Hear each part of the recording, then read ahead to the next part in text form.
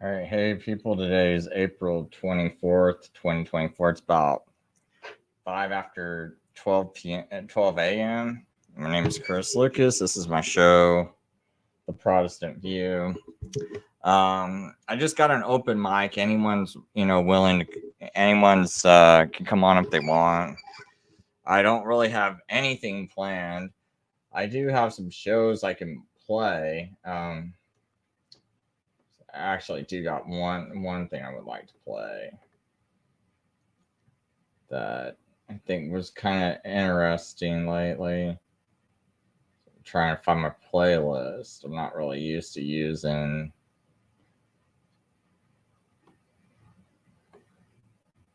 Oh, here we go. See if I can find this. I think it's around the 42-minute mark. I'll pull up this video and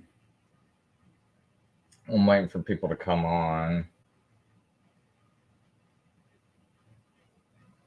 Let's see here. Let's go ahead and share the screen.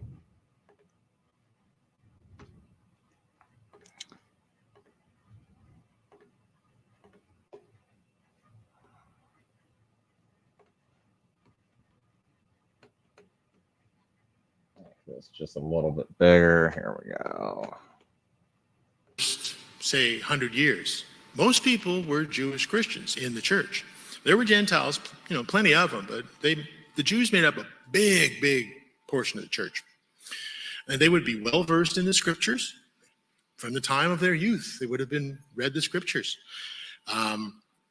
They would have understood the typology of the Passover. They would have appreciated what it meant scripturally. And they would have been raised with a built-in respect for these things, built-in respect for the Bible as a divinely revealed, authoritative set of instructions, in particular, about when to observe the Passover. Now, a Gentile Christian, a little different. They would have grown up probably without the scripture. They would have been raised on different stuff, maybe the myths of Greece and Rome or something like that. Biblical explanations and biblical reasons for doing this and not doing that would not be their default setting. That's not where they'd be coming from. And if you think about it, in some ways there's a parallel between people who've been raised in the church and people who have not been raised in the church. They have a different approach to things. One big difference is their approach to authority. My wife and I know that very well. Whereas Jews were prone to being very legalistic, taking authority and trying to find out all the myriad ways to apply it, Greeks were prone to excessive philosophical speculation. They like to think about things creatively, expressively. And Greeks and the Romans who followed them were not inclined to accept truth based on revelation or authority. So the fact that it's written in a book, written down, doesn't mean as much to them. To the Greeks, truth was what made sense to them. Rational, logical thinking. Okay? And you might think, well, that makes sense to me too. Yeah, but it's all based on your premise. Logic on a faulty premise gives you what? Faulty logic, faulty reasoning. To the Greeks, truth was what made sense to them and their human reasoning, which was sometimes very logical, but sometimes complete fantasy. They were just making it up out of thin air.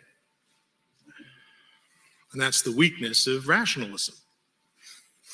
Now in Scripture, Paul dealt with that, actually. You see that dealt with in Scripture. The book of Galatians deals with legalism, Jewish legalism. So Paul went at that. Here's the weaknesses of that. Colossians, the book of Colossians, Paul dealt with rationalism and showed the weaknesses of that approach. So it was there even from the very beginning. These different approaches were always lurking beneath the surface, even in the first century congregations. But time passed, and Gentile Christians became more and more the leadership of the church congregations. And then in society at large, this anti-Jewish thing started when promoted by the government, took on more force. Hadrian, who we talked about a little bit, made everything that seemed Jewish undesirable and something to be avoided. As time wore on, the Gentile Christians leading this new, improved version of the church became anti-Jewish. And you'll see that even today in a lot of Christian preaching and teaching. Anti-Jewish. Not so much right now, because there's a lot of sensitivity about, cultural acceptance and things like that. But if you go back, say, 50 years, maybe 100 years ago, whoa, it's pretty harsh. It's pretty harsh. And that kind of thinking actually had something to do with the Holocaust in the Second World War, for example. Okay, not to get off track too far, but the two major casualties of this strife going on in the Roman Empire were the Sabbath. We're not dealing with the Sabbath today, but it's very much the same argument, the same discussion, and the holy days. These were the things that were really impacted by these problems in society. And that's why we're in this position today where people look at us and they say, wait, you're a Jew. No, not a Jew. I'm a Christian. Christ is my Savior. Oh, but the holy days and the Sabbath, people don't connect it. That's why you're in the position you're in, because of all this stuff that happened so long ago. And people just think, well, you're so weird. I don't know who you are. Sabbath and the holy days were two highly visible practices that most people back then and even today consider very Jewish. But they're not. That's not why we do it. I can't say this often enough. You'll probably hear me harp on this a fair bit. We are not Jews. Now, our position is that these things, the Sabbath, the holy days, are biblical. That's why we do them. All right, one more historic reference. The Council of Nicaea, 325 AD. This settles the matter. This settles it. This puts it into law. The Quartodeciman controversy continued on after men like Polycarp and Polycrates. They had tried to kind of hold the line. They died. They were off the scene. And then after, let's say, 200 years of debate over when to observe the Passover, what should we do, what should we not do, it was ended by an agreement that was hammered out between the Roman Emperor Constantine and the bishops of the church. That's Constantine, I believe. These would be the bishops. This is the guy reading the proclamation, I think. So they hammered out an agreement. Now I'm going to read from that agreement, from the Council of Nicaea in 325 AD. This is part of church, the great universal church. This is part of law. This was actually written into Roman law. Notice the influence of anti-Jewish sentiment in this portion that I'm going to read of this resolution. Okay, so I'm going to quote here. It appeared an unworthy thing that in the celebration of this most holy feast, Passover, we should follow the practice of the Jews, who have impiously defiled their hands with enormous sin, and are therefore deserving to be afflicted with blindness of soul. Let us, then, have nothing in common with the detestable Jewish crowd, for we have received from our Savior a different way. Strive and pray continually that the purity of your soul may not seem in any way to be sullied by fellowship with the custom of these most wicked men. All should unite in desiring that which sound reason appears to demand, avoiding all participation in the perjured conduct of the Jews.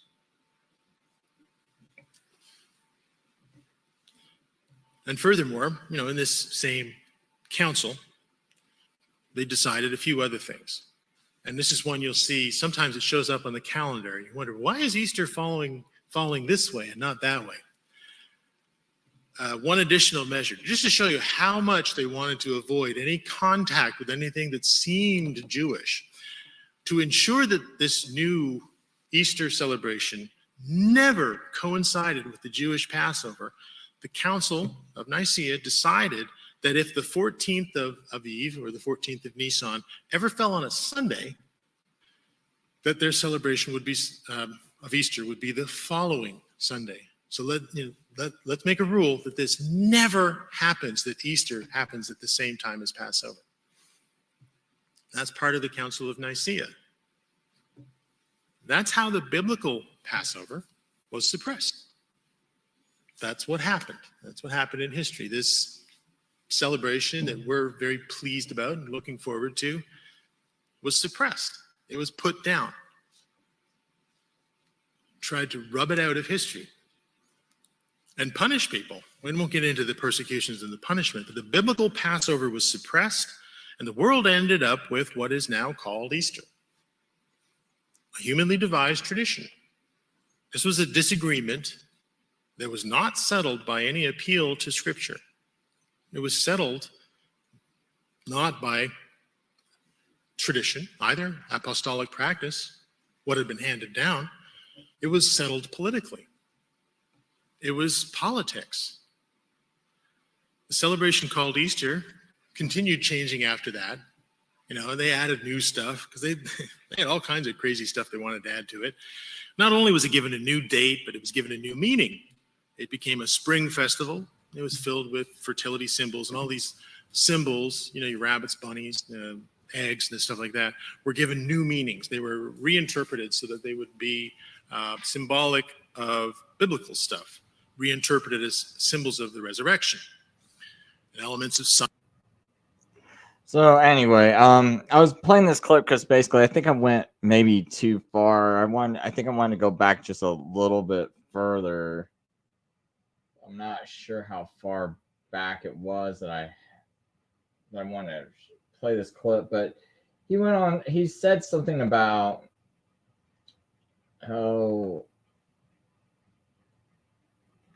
I guess it's basically about how the Jews would, not how the Jews, but how the Greeks would view things like Sabbath and Easter, and how how can I best articulate this? Most Christians, even today, or people who call themselves Christians, it's like they don't see the big deal or the significance of keeping Sabbath, right? So because to them it's like, well, why would God care about you not working this day, or why would God care about worship on this day? And they don't really equate it to having a relationship with God. They don't equate it with a relationship aspect of God and having a communion with God. So it's so the Greeks would kind of look at that, someone keeping this practice as being odd. And I think, one of the things I was thinking about our culture lately, is that we have a lot of Greek thinking, especially when we think about Calvinism and some of these other ideologies that go around. I really believe Calvinism has influenced a lot of Christianity, with it's really with this Greek thinking of having time existing as a dimension, and then you got God existing outside of it. And then people will say things like, well, God's outside of time, and that basically all of time has already happened, as far as God, sees everything, and God exists outside of time, and therefore everything's already determined. And I know there's some people who are not Calvinists that claim to be closed theists, but I think you kind of give yourself over to this thinking of, if you believe God exists outside of time, then it's almost like there's this timeline that stretches out to all infinity. That's all basically concluded. It's a closed book, but I don't know how infinity can be a closed book, or all of eternity can be a closed book. And now you got God existing outside of it. And I want you to think of it this way. It's kind of like, sorry, no, I got a couple of concepts going on because I'm talking about Easter, but I also got this thing with Calvinism and time and most of Christianity, and my issue with how they conceptualize time, and therefore they let arguments keep going, because I think most of these arguments, if you just knew what time was, that it would end a lot of the arguments. Because Calvinism can't exist if this concept of the way they look at time doesn't exist. So if you think of time, like if they go, okay, God exists outside of time, think of a book. Here, let me grab a book here. Just kind of grabbing a random book. But like, let's say I got this book, and so you're saying like, and I represent God, and here's everything, all of time. Time is this, right? Time is right here, and I exist outside of it. And it's kind of like, so there really is no present moment, right? What's the present then? Because if God's existing outside of time, this is time. Where's the present moment? Where do you point at and go, this is the present moment? Is this the future? Is this the future? Is this the future? It's like, no, it's like, here's time. It's all done. It's all written out because God's existing outside of it, according to what people claim, right? And if that's the case, there's no present. It's all decided. So you basically just told Calvinists they're right, in my opinion, because you're saying that God exists outside of time, and there's no such thing as a present. Well, if there's no such thing as a present, then the whole thing's already written down, right? And I don't think that's the case. What I think the case is that you have movement, you have matter, you have change. Everything about time is dependent on what's changed, and this change related to another change, and the speed of this change related to another change. Because if you think about it, your time is only related to, like, when we count seconds of what? Seconds of an hour of what? Well, an hour is divided into 24 what? Oh, the sun going around the earth, because I'm a geocentrist, I know, or people thinking the earth going around the sun or spinning one time. All right. So whether you're a heliocentrist that thinks the Earth spun one time, or you think the sun went around the Earth one time, that's how you calculate, 24 hours in a day, right? Because you go, that's one day that occurred. So if one day, so you divide that 24 hours up into one day. And that's where and then you start to set your hourglasses to it. You put some sand in it, like all this sand leaves an hourglass, and I can do this 24 times. And now so 24 times of this in 1 hour and a day is one day, right? You do that 24 times, get a day. And then you just start calculating it to a digital watch, or a atomic clock or something else. Oh, Eric's joining. And so all this is just like the hands on the clock. It's related to ticking, but then that ticking set on, how fast a day goes by. So it's like all time is just relative. It's just measuring movement. So I believe all there is the present moment and movement. And that's all that exists. I don't believe we live on some kind of timeline. I believe we just live in the presence. Therefore, that's why I think things like Calvinism are crazy. But anyway, that's just when I was listening to this video on Passover, and it was talking about the Greeks and everything. That's what got me thinking. It's like, okay, they wouldn't value things like the Sabbath that much. That would seem weird to them. They wouldn't value things like the Passover. It wouldn't seem so big of a deal to change the day. Like, oh, God's going to send me to hell for, to making it better, making it Sunday instead of on the 14th of Nisan. Well, I'm improving it. Surely God would like the improvement, and it's still based on him. So it's the thought that counts. So it just becomes like a thought that counts kind of thing. instead of like, well, is that how God really wants it? He just wants the thought that counts, and he doesn't care what day it is. It's just the thought. So, and I just kind of think that's kind of some Greek thinking. And then I just started noticing, hey, these concepts of time. I think some of these have Greek origins to them. And then you kind of look at the influences of people like Augustine and things like that. And I just tend to wonder how much of Greek culture has influenced Christianity, and is that the right kind of thinking to approach Christianity with? But hey, Eric, man, if you want to say anything, add anything, change subjects, add any subjects, I don't care, because this is just an open stream, a random stream I decided to start. So, yeah, man. Appreciate you letting me up. This is the first time I've been up on your panel. I feel yeah, honored. I think it is, man. I've seen you on a few others. Saw you on Ryan's and I think Jamie's before, and I don't know if I've seen you many other places though. Maybe Yeah. CJ's, maybe his. I don't know.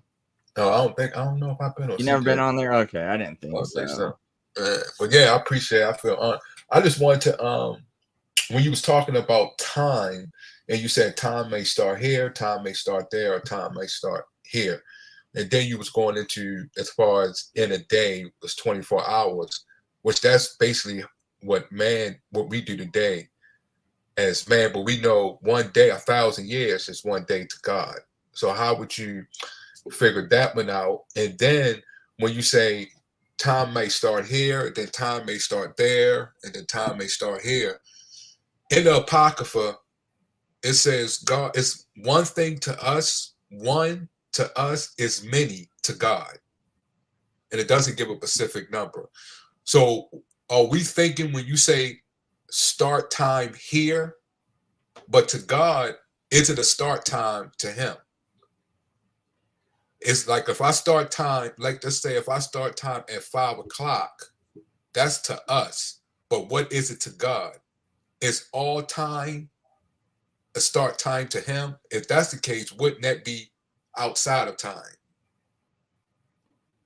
Okay, I think God exists in the present. This is how I kind of view it. God exists in the present. He can calculate everything perfectly, but the present for him, this could seem like an eternity went by, because he could be moving so fast, thinking so fast. Because the one thing I've noticed is these atomic clocks, and I'm just going by what they say, but they say like they can measure the ticks of these atomic clocks, and I think they use like cesium to do it with, and they can measure the ticks on it. Now, if they put a cesium atomic clock way up high where there's no gravity, it ticks faster. If they put it the more gravity it's under, the slower it goes. Now,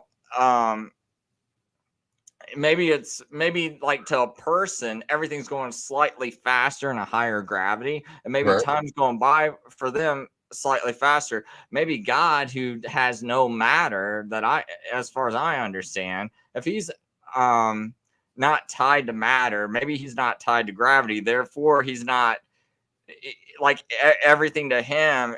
He's just going extremely fast. I don't know how fast that would be, but it's like for him, everything, like he's able to move around fast, think fast, and take everything in instantly, like it's just like a moment. So I think that's where the 1,000 years is like a day, and a day is like 1,000 years to God, because for God, he can take a day and make it seem, like, oh, I'm thinking about all these instances that are happening. I mean, I bet it probably goes beyond that, where it's like even a second to God could be like 1,000 years. Like, I don't think that like the Bible's given a perfect 1-to-1 compare, like, yes, a year to God's exactly 1,000 days to us. I just think it's just an analogy.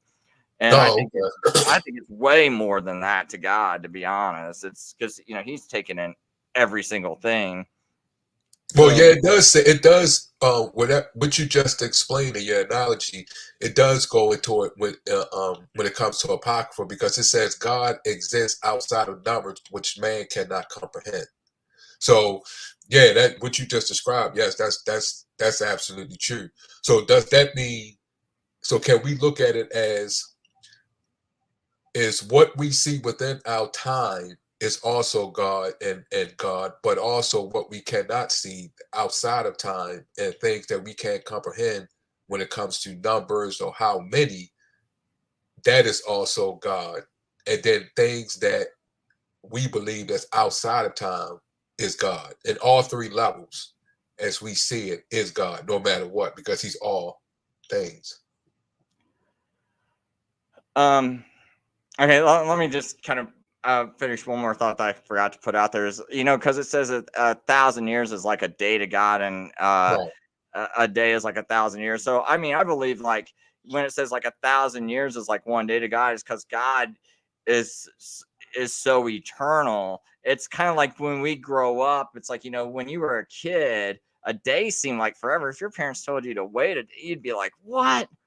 But right, it's like when you get older, it's like I'm planning 6 months ahead, and your kids are like, "Oh my god!" But to right. you, it's not as big of a deal once you hit like 40 and 50. But and I think that's kind of what God means by that. And as far as like the time thing goes, I I um I just believe there's just this like present moment. So I don't see anything like beyond today. I just see God perfectly calculating what could happen. Because if like let's say time was already set, like it was already laid out, and then God knew what was going to happen. He couldn't change what was going to happen because it had to happen, because he knows the future, and he's got to know What's the perfect future calculating? perfectly. What when you say perfect, God's perfect calculating, what is perfect calculating to you then? Like When you he say would perfect, know like everything I'm going to say, like 12 hours from now. It's like he's going to know the exact word, or he's going to know if I'm going to be asleep, and he's going to know my dreams and everything. Like I believe he can calculate to that extent. But if that actually has already happened and he lived outside of time, then all I'm doing is experiencing everything, and I have no control over what I'm experiencing. Like it's kind of like I'm living in the past. Like to me, it's if time has if God was existing outside of time, then right now I'm living in the past, because this has already happened. Because as far as God sees it, it's already happened. So if I go pray, it doesn't mean a thing. That's why I think the Calvinists do have a point there. If people want to say such a thing as a timeline, and God can live outside of time, then you got to think that if he knows perfectly what's going to happen the next moment, then how can he change it? How can my prayer right now change what's going to happen, the next moment? I don't see how it could, because if he lives outside of time, that time's already decided. Whereas if we say there is only the present, now God may be like, this will happen, but it hasn't happened yet, because he's not living outside time. But God's like, well, like, so when he talked to Nineveh and he said, hey, I'm going to do this to you, mhm. uh, and then they repent. Well, just because God said he was going to do that to him doesn't mean he lied, because it's like he was actually going to do with him, but that's not a future event that actually has happened. And it's not like God was living outside of time. God was making a prediction. And so therefore, when the people repented, God wasn't, like that thing wasn't beheld to happen, because it wasn't exactly the future. It was yet to be. So he was making a statement within present time, not future time, basically, as you said. Right. Yeah. He's making a present statement about what's going to happen in the future, but he's not making that outside of time, where he's like, well, this did happen, but now I'm going to travel back in time and tell these guys what's going to happen. Because I mean, to me, for God to live outside of time and for people to say that's how it works, Uh, God's basically traveling to the future, or the future's already happened. He's like, oh, yeah, that happened. Now I'm going to travel back into the past and let these people know exactly what's going to happen in the future. And then it's like, well, I think he starts getting into time paradoxes and things like that, because now it's like all of a sudden, what about if that future has actually happened? It becomes like I don't know. Have you ever seen the movie or the TV show Flash? Yeah, yeah, yeah. Okay, where he That's it. starts to time travel. Now every time he travels, Flash travels back in time. He's Right. altering all these future events. Future events. Yeah. Right, like he's altering people who've had babies. It's like, no, now you're no longer having that baby. Now you're marrying someone else and all this other stuff, right? So it's Right. like you're kind of destroying worlds. So what was that world? That's why I think. But I That's what, also think remember in Matrix when she said, "You already done it. It's just that you here. She said you already done this, but what you need to do is to know why you're doing it. It's already been done. What you need to know is why." Also in Ecclesiastics it says, "It's nothing in this world that has not been done for the first time." And what is done is repeating itself. Even when the world has been destroyed, it won't be people here, but the people that is here won't know the future, nor would they know the past. So I believe, even in, like you said, Nivea, I believe when God speaks, he, like you just said, he knows time perfect. And there's many different time zones. Even in the Bible it says when God said the word, he said it will happen within this generation. So we have to know that's just going 1,000 years thing. So if God say I'm going to die, what is in his word? Am I going to die is within 10 days, 6 days, 60 years, within 100 years, within 5 years? It's meant, since he's a perfect time and every time is under him. That means like when he said to Nivea you was going to die, when? When he didn't say when, but he just said you was going to die.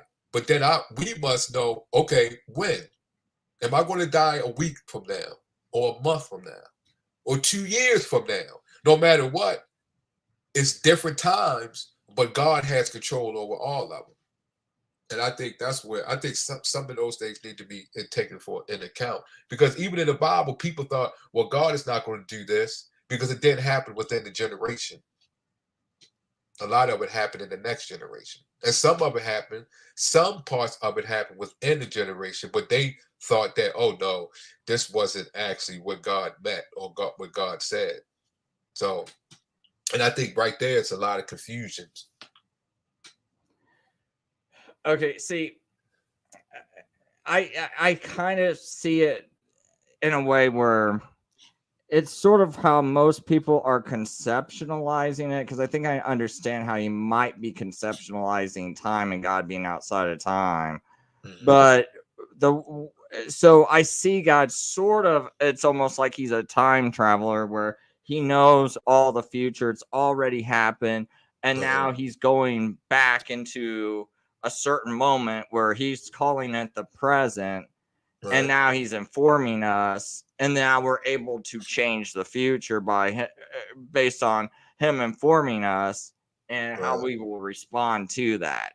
But where I differ at is I don't believe that has actually, like, that future has happened. So I don't believe he's actually existing outside of time. It's just that he's able to see it almost like he was existing outside of time.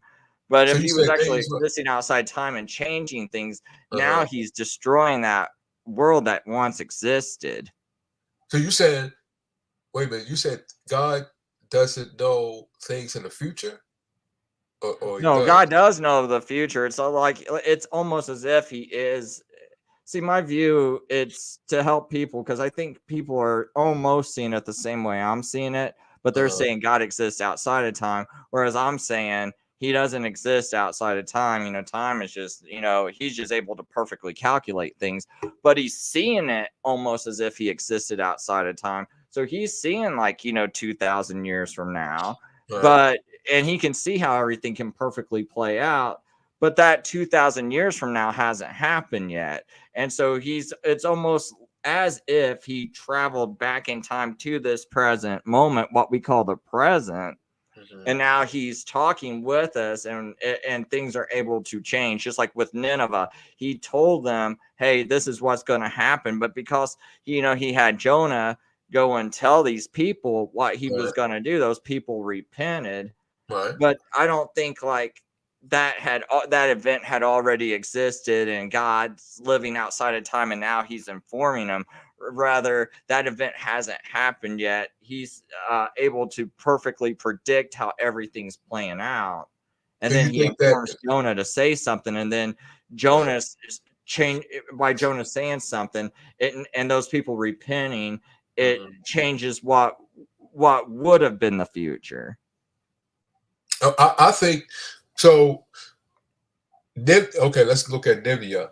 You saying that Nivea may not have happened. Are you speaking just on Nivea, or do you believe that the things that Nivea has done has been done before? No, Not see, to Nivea, but to someone else in the past. well, if, I mean, if you are you talking about like Ecclesiastes when it says there's nothing new under the sun? Right. Okay, see, I just think that like you watch things get repeated, like it's sort of like with the elections and everything. It's like, well, I kind of saw this with Reagan, the same thing Trump's doing, and it's like people don't see how they're being played. And I Mhm. watched Reagan look like he's the hero, them setting him up Yeah. and doing all this stuff before the election, and then once Reagan gets elected, he's setting these hostages free. But I feel like the CIA and all these mechanisms behind the scene was Right. working that to make Reagan look like a hero when he's not. Just like with Trump, it's like, oh, we're going to pretend like we hate him, and then people start thinking he's a hero, but it's all a show. And I'm like, well, I've seen this before, and so that's kind of what I mean by nothing new under the sun. Like you see these same games being played over and over, these same wicked schemes. So it's like, yeah, it looks a little different this time, but it's basically the same I thing. So think I think both. I think it's both. I think things can look the same, like you explaining, but it's the same but done different. But I also think that things repeats itself exactly the same way, but it could be done with different people. Because if we believe that God can do all things, and I think the main foundation of the answer is when Christ said, "My words will never die. The world may pass, but my words will never die." I do believe God's word, once he said it, and what comes out his mouth keeps doing things what he said. No, in all times, in the present, the future, and in the past. I believe that word, once it's said, it carries out the mission in every generation. It doesn't matter. Like, it's almost like my name is Vaughn, and with it's not, I'm not the first. I'm sure I'm not the first. You're not the first, and I believe it will be someone else. His name may be Mark, but he's going to go through the same thing that I went through. Even it may look different, but I also believe it could be the same thing because God's word repeats itself. It carries out his will. yeah, I don't think I have much of a problem with what you're saying. I got to think about that a little bit more, but I don't think I have much of a problem with what you're saying. But it's just as far as I go and I see time, I just can't think that because I strongly believe we got free will and everything. Mhm. And I have trouble with this concept of well, it also kind of seems like it kind of invalidates like uh, I'm not invalidates, but it makes God look kind of odd, if like the future's like 100% set, and now he's just telling us things, and I just kind of think that everything's got to be open in Mhm. order for a lot of the Bible to be more coherent to me. That's my biggest deal is that you can't have like time existing Mhm. outside of matter and change. Like I just because to me for the future to already exist, that means it's almost like as if it will for you to say that God exists outside of time. It's almost like infinity's already decided, and all I'm doing is just kind of going on a ride, and you're going on a ride, and we're both just like, but it's already decided. So it's like I think we're reduced to book readers or just like people that put on a virtual reality goggle, right? And we get something plugged into the back of the head. We lose all conscience. And suddenly we wake up in this body, but we're not even aware of our past conscience. We're only aware of this virtual reality world we got thrown in. And it's already set. Like, we might think we're moving around, we might think we're touching things and doing things and making decisions, but someone had already decided that everything this character is going to feel, everything this character is going to do, and all I'm doing is just like going on this virtual reality ride, for however long. And I'm thinking it's all real, but it's not. And that's how. And so when someone says we're like God's outside of time, to me, it's almost like this whole world's already created, everything's set and done. There's nothing gonna be new. It's all done for all of eternity, all of infinity. And So when you say something new, like Jesus Christ, when did Jesus Christ said that it would no other prophet will come after me? And so when you saying something new, what do you mean by that? And everything is set. I'm trying to get into your mind when you say, I know God exists out of time, and you said, to your understanding, that means everything within time has already been done. And do you believe that takes away our free will? yeah, because to me, it's like almost like, it's like this book's already written, because this book would be time. Right. I mean, it's just like, so there is no present because it's just the part of the page I'm on, but it's like, it's all done, man. It's like it's almost like everyone's got a book, and when you're born, you start here, but it's already written. Everything's already predicted. And God knows, God's wrote a book like this for every single person. It's already done for all of infinity. Right. And it's like, I just don't see how, if God existed outside of time, if that was an actual thing, then where's I might think my presence here, but everything else, but to God, when God's looking at this, because if this is time, God could be way over here and seeing into the future, or he's like way over here into the future. And it's like, but to me, there's no present, there's no now, it's because it's all done. So to God, there is no there's never going to be nothing new. There's never going to be a present. It's because he's done saw everything. Well, yeah, to God, to God, yeah, that's true. To God, but what about to us? To us, wouldn't it be new? I mean, and then if well, then I would just say to us, it's all an illusion. Then illusion of what? It's an illusion of newness. I mean, like, if I could see it through God's eyes, if God is outside of time, like people say, and I was to see things in God's eyes, then there is no such thing as, it's like, oh yeah, it looks new to me, but everything just looks new. Everything just seems like a new experience, but everything's already done. It's like, it's a done deal, and all I'm doing is observing it all. But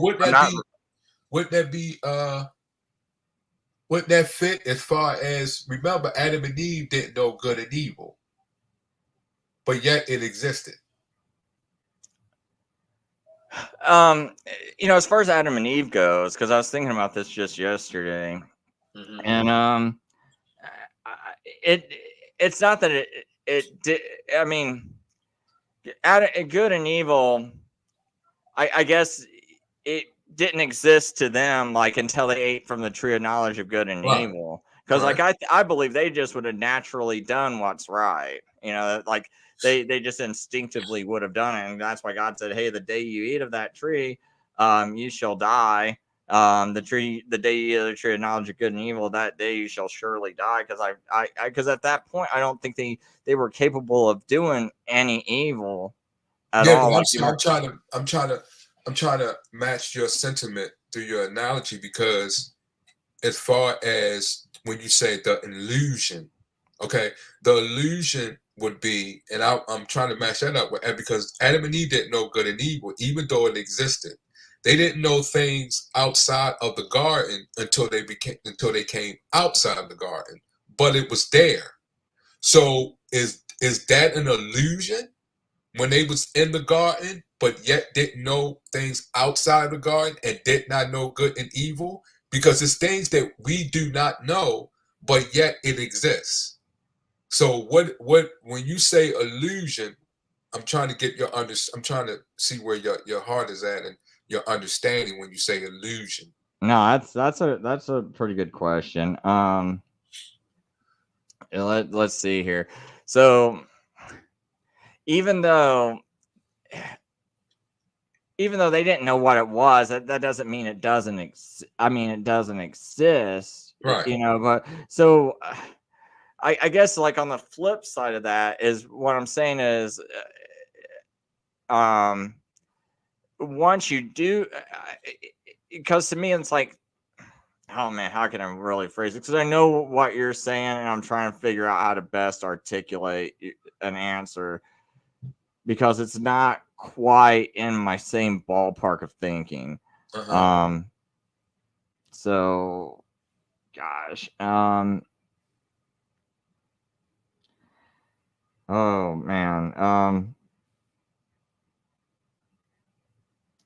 because I definitely would say, just because you don't know if something exists, it doesn't mean it doesn't exist. But if I know that everything is planned out in time, and time, like let's say now I know time exists, it's like for me to know that everything's gonna when you say I still don't see how it gets around where I'm coming from, basically, because I think time it would still mean if you think planned out, what does that mean? When you say planned out, what do you mean by that? Because you're saying planned out, so you believe time, and then when you say planned out, what is planned out? Well, I guess I would say that everything's already settled. It's almost like every single thing for all of eternity is all settled, and all of infinity is all settled. Okay. Like there's no change to it. Like, I almost feel like why pray, because it's got to already all be determined. Like, if God's outside of time, then that means it's all determined. Well, I can see it, but then I can see when your understanding when you say determined, but wouldn't determined be used in all time, not just one time, in all time? So determined could be and determined could be yes right now within this time, the next time after that, but it's done in many different ways. Just like in the Apocrypha, it's time. It says that what man cannot comprehend. When God created worlds, it says he did many worlds, even when it came to Adam and Eve.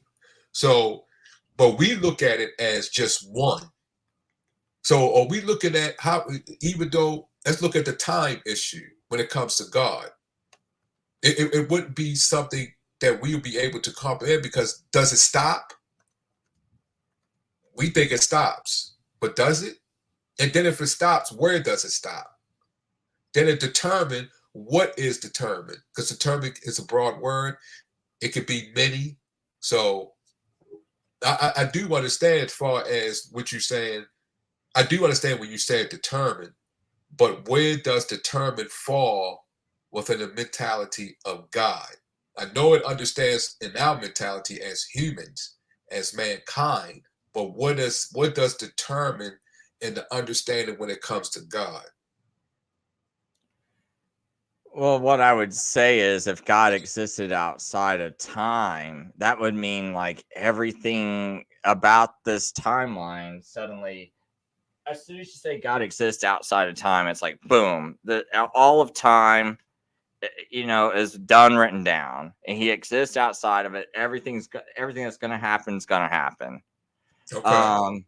So when I say determined, basically determined means, hey, this book's finished. Boom, it's done. There's nothing about it that's going to change. This is set. It's all going to play out exactly how it is in this book for all of infinity. But what book? Because it's many books, though.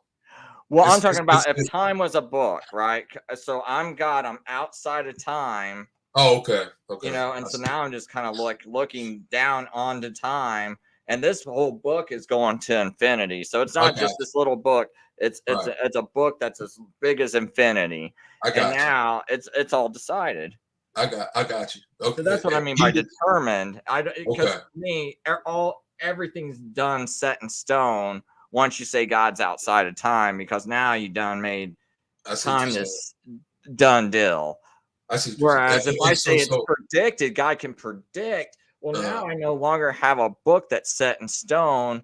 It's like God could see. It's just like, I can predict that, the stupid schemes people are going to fall for. I can predict, who's going to win an election. I can predict the who's going to win this next primary, the first person, second person, third person, and fourth place person, because I just know people's mentalities because I've been doing this so long. And you just start to know people's emotions and everything. People's laziness. You could just start to predict everything, almost down to almost the exact percentage people, of who's going to win and how they're going to win. And I think God can take that into an extreme level, since he's got all knowledge and he can easily predict every single thing that's going to happen and can see how it's all going to play out. but what And is if you and say because it hasn't played out, uh, we can pray, we can actually have a relationship with God, and God can kind of inform us of how things are going to change, and we can actually pray and cause the future to change, because the future hasn't happened yet, because God's not living outside of time. There is no such thing as a timeline, and as far as my view goes, there's only the present. so a key word that you said is interesting, and I think that may be the word what you say predict. I think we should expound on the prediction. What does prediction when it comes to God? Because if God say Chris, you're going to be sitting in the church 6 years from now, or just say let's just say you're going to be sitting in the church and he describes the church. Is that prediction meaning to us is something he's predicting something's going to happen in the future?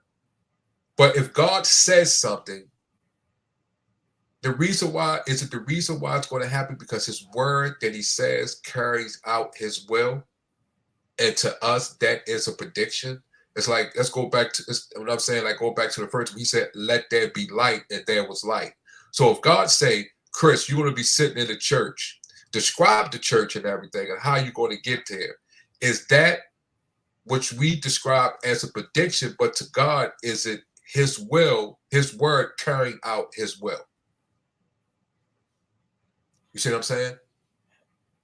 I would just say God knows.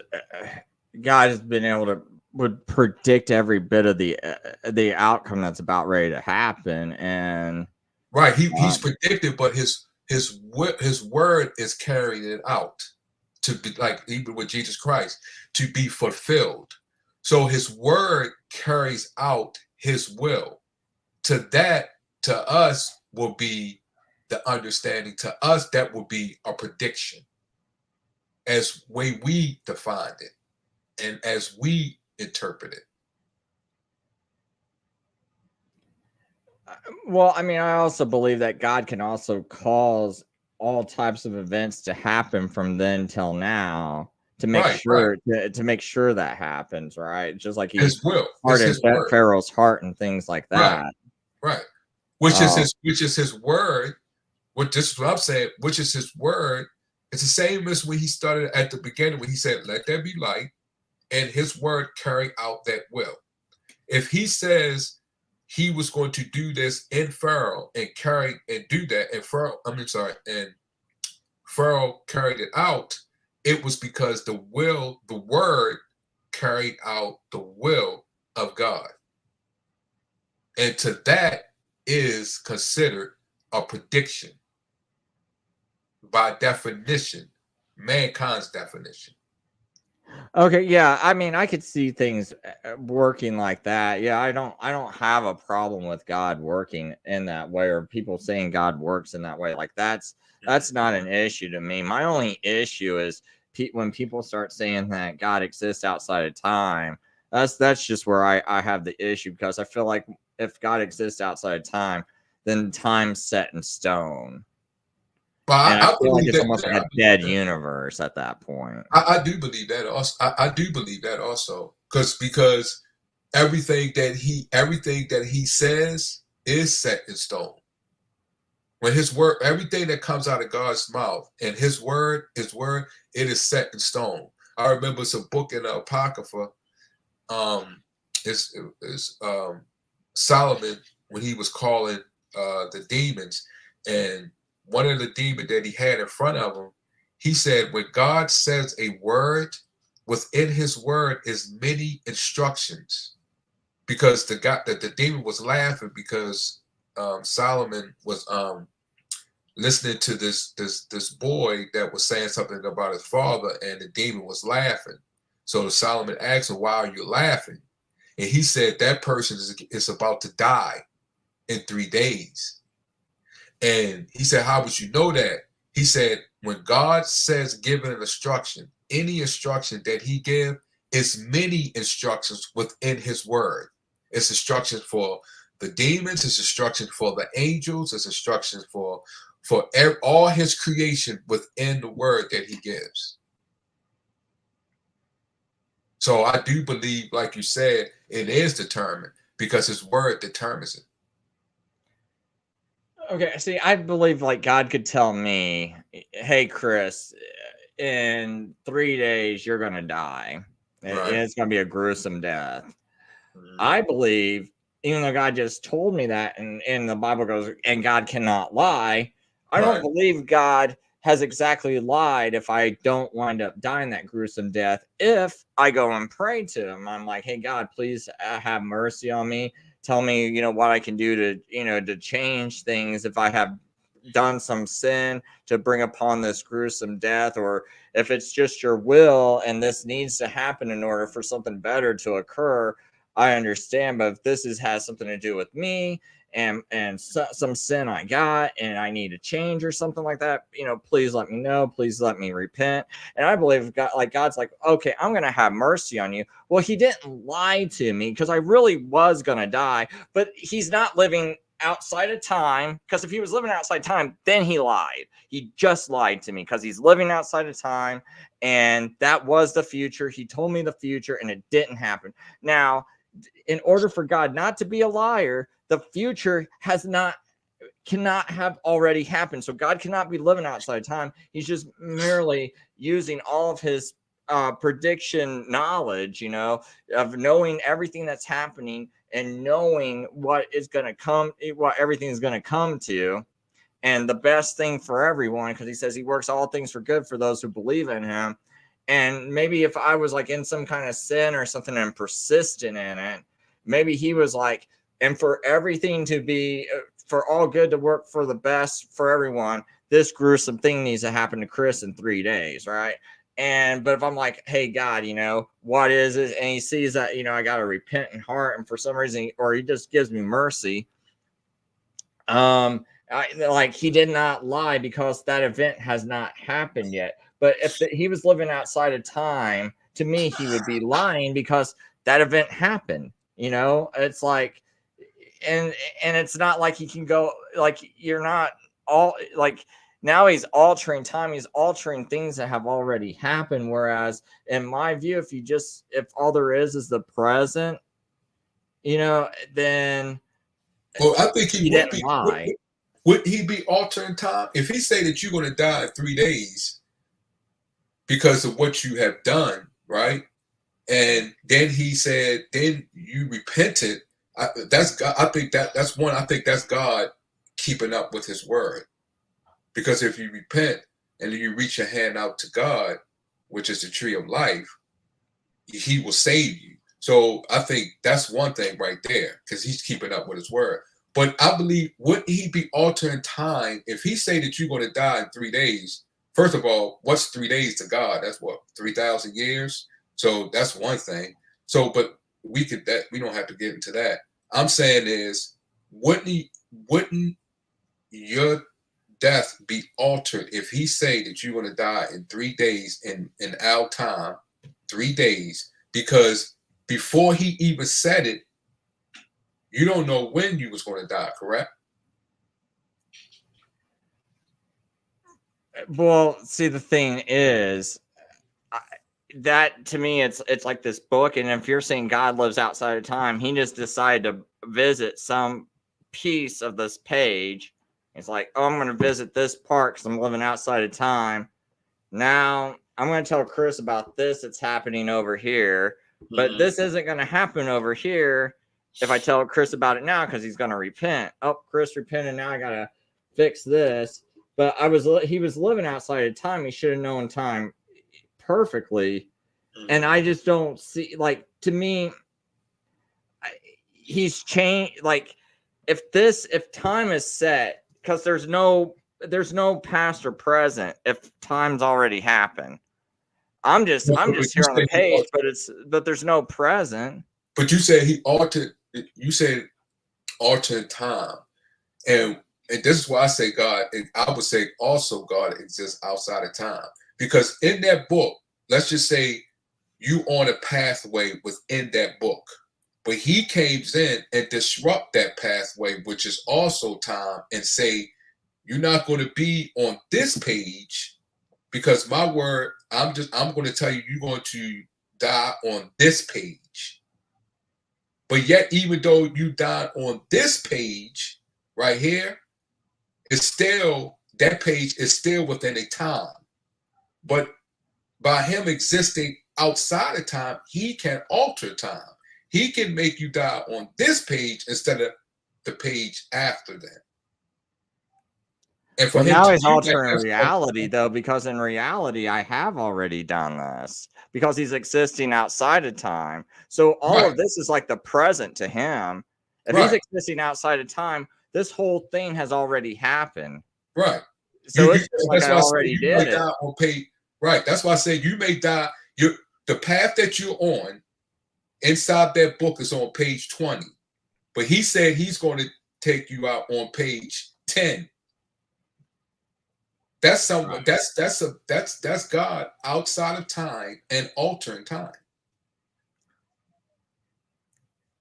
Okay, but by but see, it's almost like I took and I finished this book, and now I'm just going to go rewrite the book.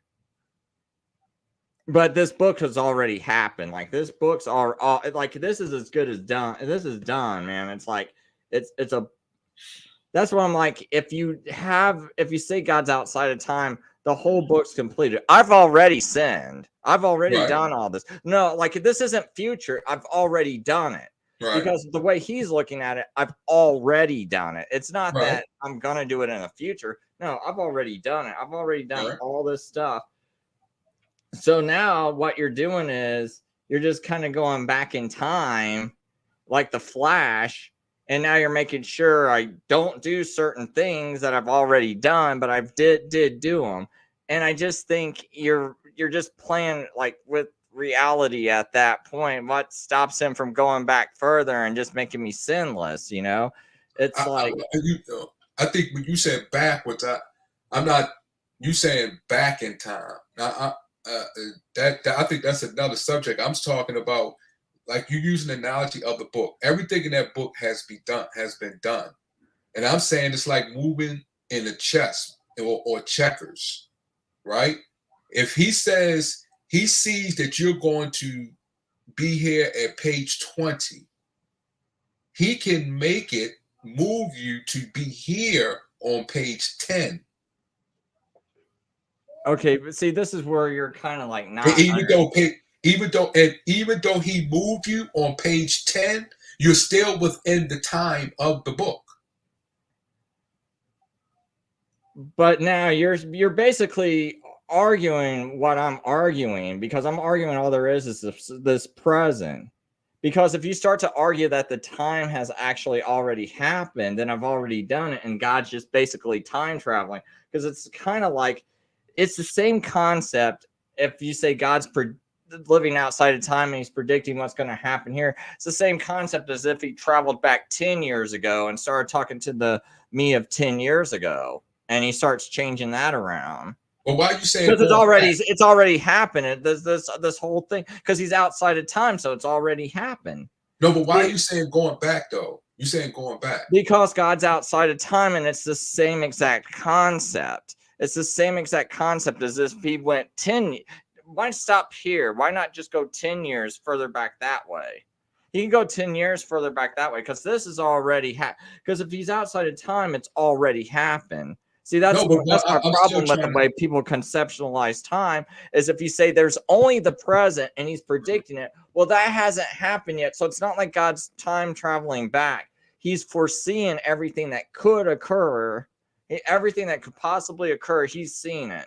And now he's speaking to me in the now, so that in the future, so that, the next moment it's going to be different. But he's speaking to me now, but that next moment hasn't happened yet. Mm-hmm. Whereas if you say that he's living outside of time, that's just like him traveling back 10 years ago and then talking to the me of 10 years ago. That's the way I'm seeing when people say he's outside of time. There's no difference between him talking to me right now or talking to me 10 years ago and changing things, or talking to me 20 years ago and changing things.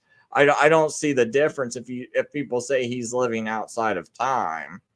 Whereas because it's a settled thing. Because to me, once you say he's living outside of time, that means that whole thing is settled, and he's living outside of it. And it's like, then you're making him like the Flash, where now he's going 20 years into the past and changing things. So he's putting on his Flash, outfit, and now he's going to run and go travel back in time at a super hyper speed.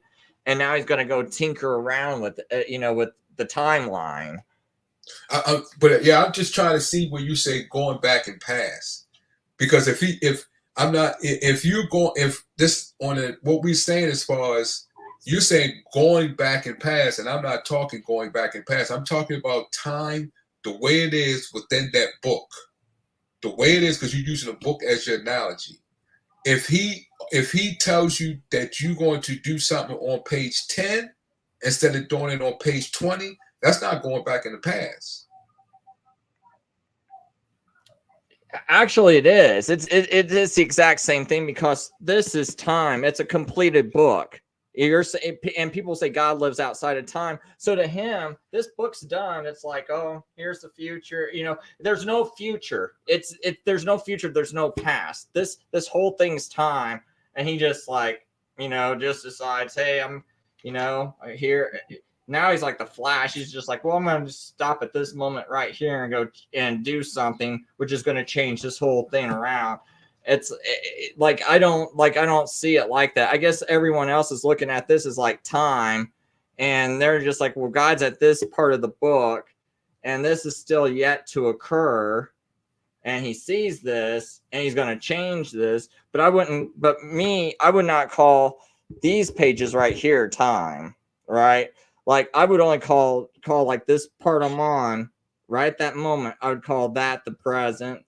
This I would not call the future. I'd just call this all the stuff that's not happening, but God can predict it, right? And I would call all this back here, I'd call this the past. But I think when people say God lives outside of time, then it's like, it's the same thing. To me, the present starts to become over here too. The present can be anywhere, because he's outside of time. It's all happened. Yeah, but then if that's the case, okay, then now we're going into something else, because first you said that the book was time, but now you said the book is not time, and you pointed out parts of pages is not the future, but that book is time, because you have a starting time in that book, and you have an ending time, and then you have in the middle. So that whole entire book, like you said before, is time, because you have a beginning and an end. Okay, but to God, if you're saying he lives outside of time, it's like, oh, I don't live this whole future. You know, I already see it. I already see eternity. It's already, it's like, so if you to say God lives outside of time, it's the same thing as saying that's already happened. Right. Okay, so the future's already happened. That's what I'm saying. Like this whole book, this becomes the past. This whole thing's the past. If God Okay. lives outside of time, all of this is the past. Right. So, And so I'm since saying all this God, is, and I'm saying God can just say that book was an open book, and I'm saying God can move since he's out of time, and those things has already been done. He can have you be on 10, or say take you out on page 10 instead of page 20, because we are all within the time of that book. And the only way he is able to do those things because he exists outside of time. see that's just where I would argue with you, because if he exists outside of time, then it's all happened, and all he becomes is someone like Flash that's traveling to the past. How is he That, traveling that the past? because this has already happened, because he's outside of time, right? So if he's outside of time, the future's already happened. The future's already happened. He's just Okay. traveling back in Okay. time. So you saying that if he take you out on 10, he went back in the past? That's going back into past with God? I'm saying if time's already happened, then No, I'm talking about to God. If right. if And from if he God's if he perspective, if time's already happened, I'm saying, like, you know, if I was God, here's this book. I've done read the ending of it. I want to change something. But see, this book, this whole thing's already happened. But now I'm going to go back and I'm going to start changing some stuff. But this book's happened. This is reality. So when I say like time, if God lives outside of time, this is reality. This has already happened. It's already happened. Whereas I believe if there's just the present, then this hasn't happened. I'm not sitting there ending someone's life, you know, like, oh, so and so was supposed to marry so and so and they had this baby.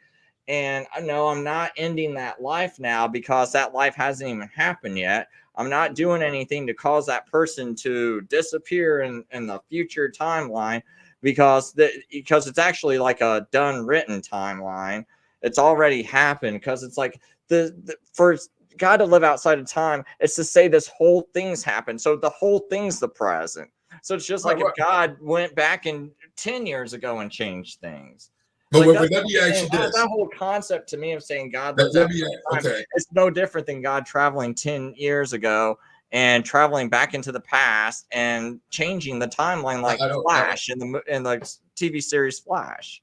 I just think when you say going backwards, I believe when it comes to God, that's different. That's our understanding when it comes to going backwards. I'm saying, how can if you're traveling through that book from Genesis all the way to a page in that book, you are still within time of that book, because like you said, everything has been done.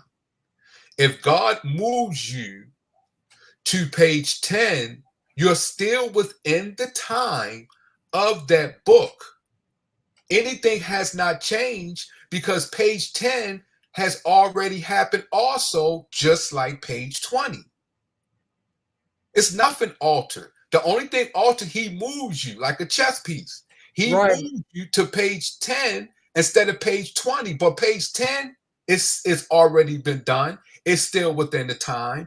Page 20 has already been done. It's still within the time. And I'm saying for God to move you within another page within that time zone of that book, he has to exist outside of time.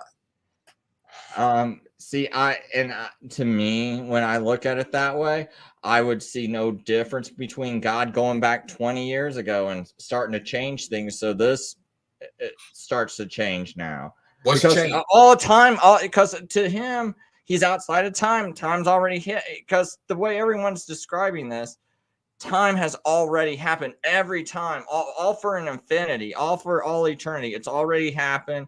God's already known it. So now he's just being a time traveler like Flash and running back in time and he's changing things. And now there's nothing to stop him, because if he's going to change time, and it's already happened, you know, in his eyes, because he's living outside of time. So time is something that's done, already happened. Why not go 10 years, you know, more back? Tweak this, tweak this present moment. Hey, maybe I can start praying to God, and God can change this present moment now by going back in time. And suddenly all that past of mine's gone that I don't like. And I prayed that away.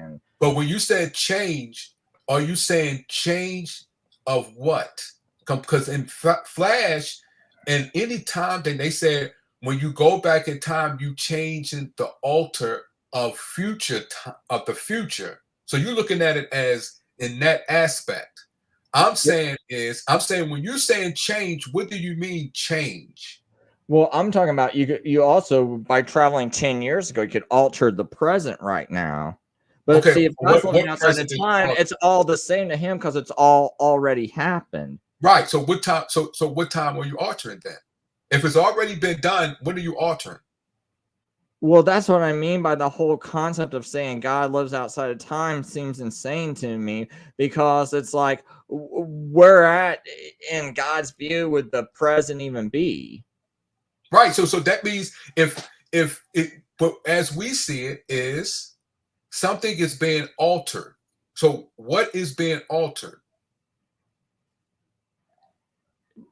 See, that's my problem. What would be being altered? Because we don't know if this is even the present. This is it's nothing being altered. It's nothing being altered. Well, I would say this is the past being altered. How is the past being altered? Because he lives outside of time, and this has already happened. Because he lives outside of time. That's why I say this whole concept of God living outside of time is insane. Because I'm saying what past you say the past is being altered. What past is being altered? Because God sees all of time. Anything God does in these pages, from the beginning to the eternity, for infinity. Because imagine, this book is stretching for infinity. So it's already done. So anything God sees, this whole book is the past to God, because he's outside of time. So the whole thing is past. Right. But if God put you on the path of Abraham instead of putting you on the path of Moses, is time being altered in the past? Okay, see, time would not be altered if you have this like Calvinistic mindset where God has determined everything, or God knows, like, our paths are already set, it's already played out, and all we're doing is experiencing everything. So yeah, you could say appears to me like God put me on the path of Moses or Abraham or whoever. And it's like, but it just merely looks that way. But it's like, it's already set in stone. Every single thing's set in stone. God lives outside of time. And so everything's already laid out. All of time has already happened, because God could not live outside of time if all of time did not already happen. So all of time, for everyone else, they seem to think that it's already all happened. So therefore, it's already done, set in stone. Every single thing. It's just like the Calvinist mindset. It's all set in stone. Like that's what I'm saying. Like, that's what I'm saying. You can't say God lives outside of time, because I'm saying that God can predict everything perfectly, and that your tomorrow can be changed. God can be like, hey, this horrible thing's going to happen. This can happen. And it's like, okay, let me repent and pray. And I'm having a real time relationship with God. Like, this isn't something that, I'm just kind of plugged into a VR headset, and I'm in this body called Chris Lucas, and I'm just experiencing this, but it's already set in stone. It's like, no, I believe I'm having a real-time present relationship with God that can be altered by all my emotions that I'm currently having.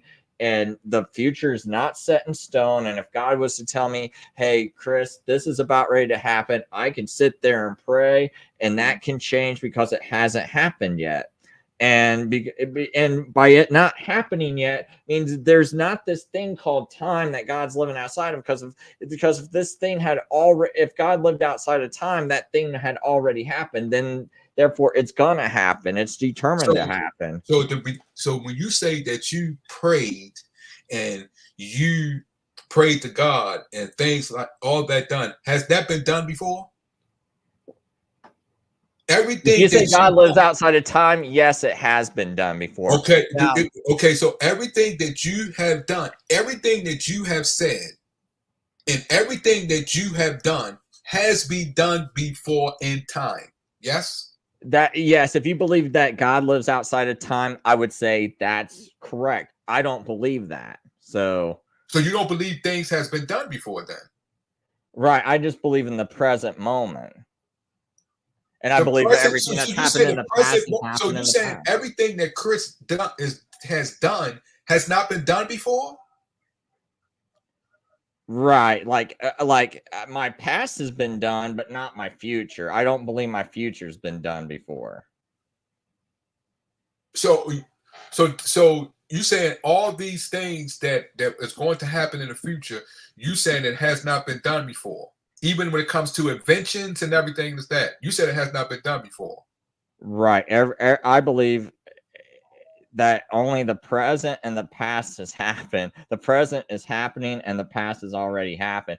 I don't believe that the future has happened yet. Oh, that's where the difference is, because in people in Ecclesiastes, everything has been done before. And it says, when the world starts over, the people won't know what's going to happen in the past, nor would they know what's happening in the future. So I that's where I believe there's confusion done. I believe everything, just like you gave the analogy of that book, everything in that book and outside of that book has been done. What we're going to experience in the future has been done, because you can't, even though that's your personal belief, you have no evidence that's nothing that has not been done that we're going to experience in the future has not been done before. Do you think God can be surprised or laugh? Or why does he get angry in the Old Testament if he knows everything? What you talking about as far as what you in the Old Testament? Well, I think that God can be surprised. I think he can laugh. But yeah, my question is, Yeah, in the Old Testament, how could he get angry every time the Israelites messed up? How could he get angry? You're talking about something different then. You're talking about the Lord. Okay. You're talking about the Lord. You're talking about the one of the us. That's what you're talking about. That's different. I'm talking about God. You're talking about the one of the us. There are many lords in heaven. It's not just one. We know that. It's one that Well, I sits on the guess I'm most talking high, about the which is one the that Father. yelled down the 10 Commandments, if you could distinguish between that one. That was the angel. The angel? Oh, did you get that out of you get that out of the New Testament where it says it was given to angels and through a mediator, and there's not a mediator of one? Is that where you got that from? No, it says that the burning bush was an angel of the Lord. Stephen said that when he was in the. No, I'm talking about the 10 Commandments where 1 million people heard God yell out of a fire. Okay. That God. Okay. God, but is that the one that sits in the Father sits in the middle of the throne? Exactly. I don't have a picture. But if you're trying to differentiate between, if you're trying to stall on whether you think God can laugh or not, I'd just like to hear your answer instead of stalling. I'm saying God does. Can God laugh? Just answer my question. Can God laugh? Can God be surprised? And can God laugh? Wait, I'm saying God can do all things. But the one that you spoke of laughing, that was the Lord. The Lord, you got to know the difference. That's all right. Can the Holy Spirit laugh? Can the Holy Spirit laugh? Can the Holy Spirit be surprised? And that comes from God. And can God the Father laugh and be surprised? God the Father, no, God cannot be surprised because he knows all things. It's nothing that would be surprise him. But the one why would the Father be angry with the Israelites throughout the entire Old Testament? You're talking about two different things once again. You're talking about two different things once again. I'm saying God And you're talking about the Lord, the ones who carry out God's will. You don't think that was God the Father, creator of heaven and universe, at Mount Sinai? That was the Lord carrying out God's will. That's a And difference. the Lord can get angry, the Lord can laugh, the Lord can be surprised, but not the Father. The Lord can be. Wait a minute. I just want to be clear. God, the Father, can do all things, but I'm saying the one that you speaking of, that was the Lord. I'm not saying what God cannot do. That would be disrespectful. God can do all things, but I'm saying the one that you speaking of was the Lord that was carrying out God's will. So when the word of the Lord came unto Jeremiah, saying, "Tell the people to repent," who was that? The Lord, the Father, Yes, the Holy Spirit? that was one of the us that it spoke of. Do you know who was one of the us? And though they were one, none of them can laugh. My brother, you still didn't answer my question. You haven't answered mine either. Chris, I'm working. Can you run with this for a minute? Do you understand what I'm saying? He's going around it somehow, and I don't understand how. I answered it. I said it is one of the us. Do you know who was one of the us? Do you know? Clearly not. If we've been talking for 10 minutes and you've had to explain it to me, I got to get back to work, brothers. Okay, I'm listening. I'm listening to your answers. Oh, sorry, Mike. Man, I forgot you work, man. Or I will let you just cut in, or maybe next time, Mike, if you can, just cut in and be like, "Hey, I'm at work, and can you just let me speak?" And I don't mind, man. Just like no, it's totally cool. I did just want to butt in at midnight when I took my break to say that, yeah, I'm celebrating Passover too, per Deuteronomy 12:21. I throw a 12-day party. I invite pagans. I serve clean food. Yeah, that's a 3-hour discussion on how I came to that conclusion in itself. But no, seriously, Deuteronomy 12:21. You don't need a temple. You never needed a temple. There's no sacrifice. Jesus, yeah, that's all I wanted to say, brothers. Nice meeting you, Von Eric. Oh, nice meeting you too, bro. I met you before. I talked to you before. Yeah, I think I remember you from Ryan's. Ryan. Yeah, I wish Ryan would do more shows, man. It's like, yeah. It's kind of like, I don't know why he doesn't. It's not like he doesn't have time. He should do more shows, because I think if he strained more and I don't know, just kind of varied the topics up a little bit more, I think he could have a channel where he's got 10,000 people, subscribed, and he could get a good channel going, man, because it's more about just having free time and just keeping it clean, and making your guests keep the conversation clean. And dude, that's what I couldn't. Yeah, we had a little altercation on there, and what he said, I couldn't. Yeah, I can't. I thought that was disrespectful. I mean, I talked to him on other people's platform. No, I wouldn't, because he's my brother in Christ. But I thought that he did something that really hurt me in my heart. So. All right, man. Well, we don't have to get into that, but all right. But yeah, man. You talk about. I'm talking about. I hope you talk about the same person. You talk about Ryan with the glasses. Oh yeah. Apologetics. Yeah. Okay.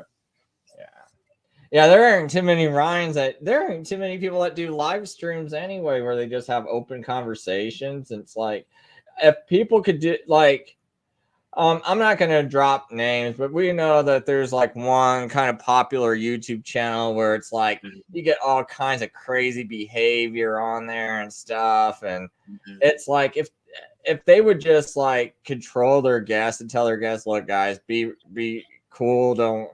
Don't be like cussing. Don't be, making jokes like this and all this other stuff, you don't consider Christian, because there's just a lot of new Christians out there. And it's like, dude, people are struggling and they're looking for, like, not to be around worldly people. Like, they're trying hard to resist sin. And it's like, you don't want them like make things tougher on them, man. They're just looking for knowledge. They're just looking to resist sin. They're looking to hear people having conversations like me and Eric disagree. Me and Nunya Biz disagree. Almost a lot of people that I have on my show, me and them disagree. But people want to hear this open dialogue to help them think, and some of these people, they don't even have the knowledge, and they're also a little shy, you know, about like, hey, I think this, I'm scared to say this, I'm scared of what people are going to think. And for people listening out there, it's like the only, you know, if you could just be pretty gracious to people, and allow people to you know, talk back and forth, just like me and Von Erich are talking back and forth. We kind of disagree about this, and there's probably something we would disagree even more hotly over, where we see something more clearly different, you know. Like this is like a minor subject. Like I think me and him, neither one of us would break fellowship over this.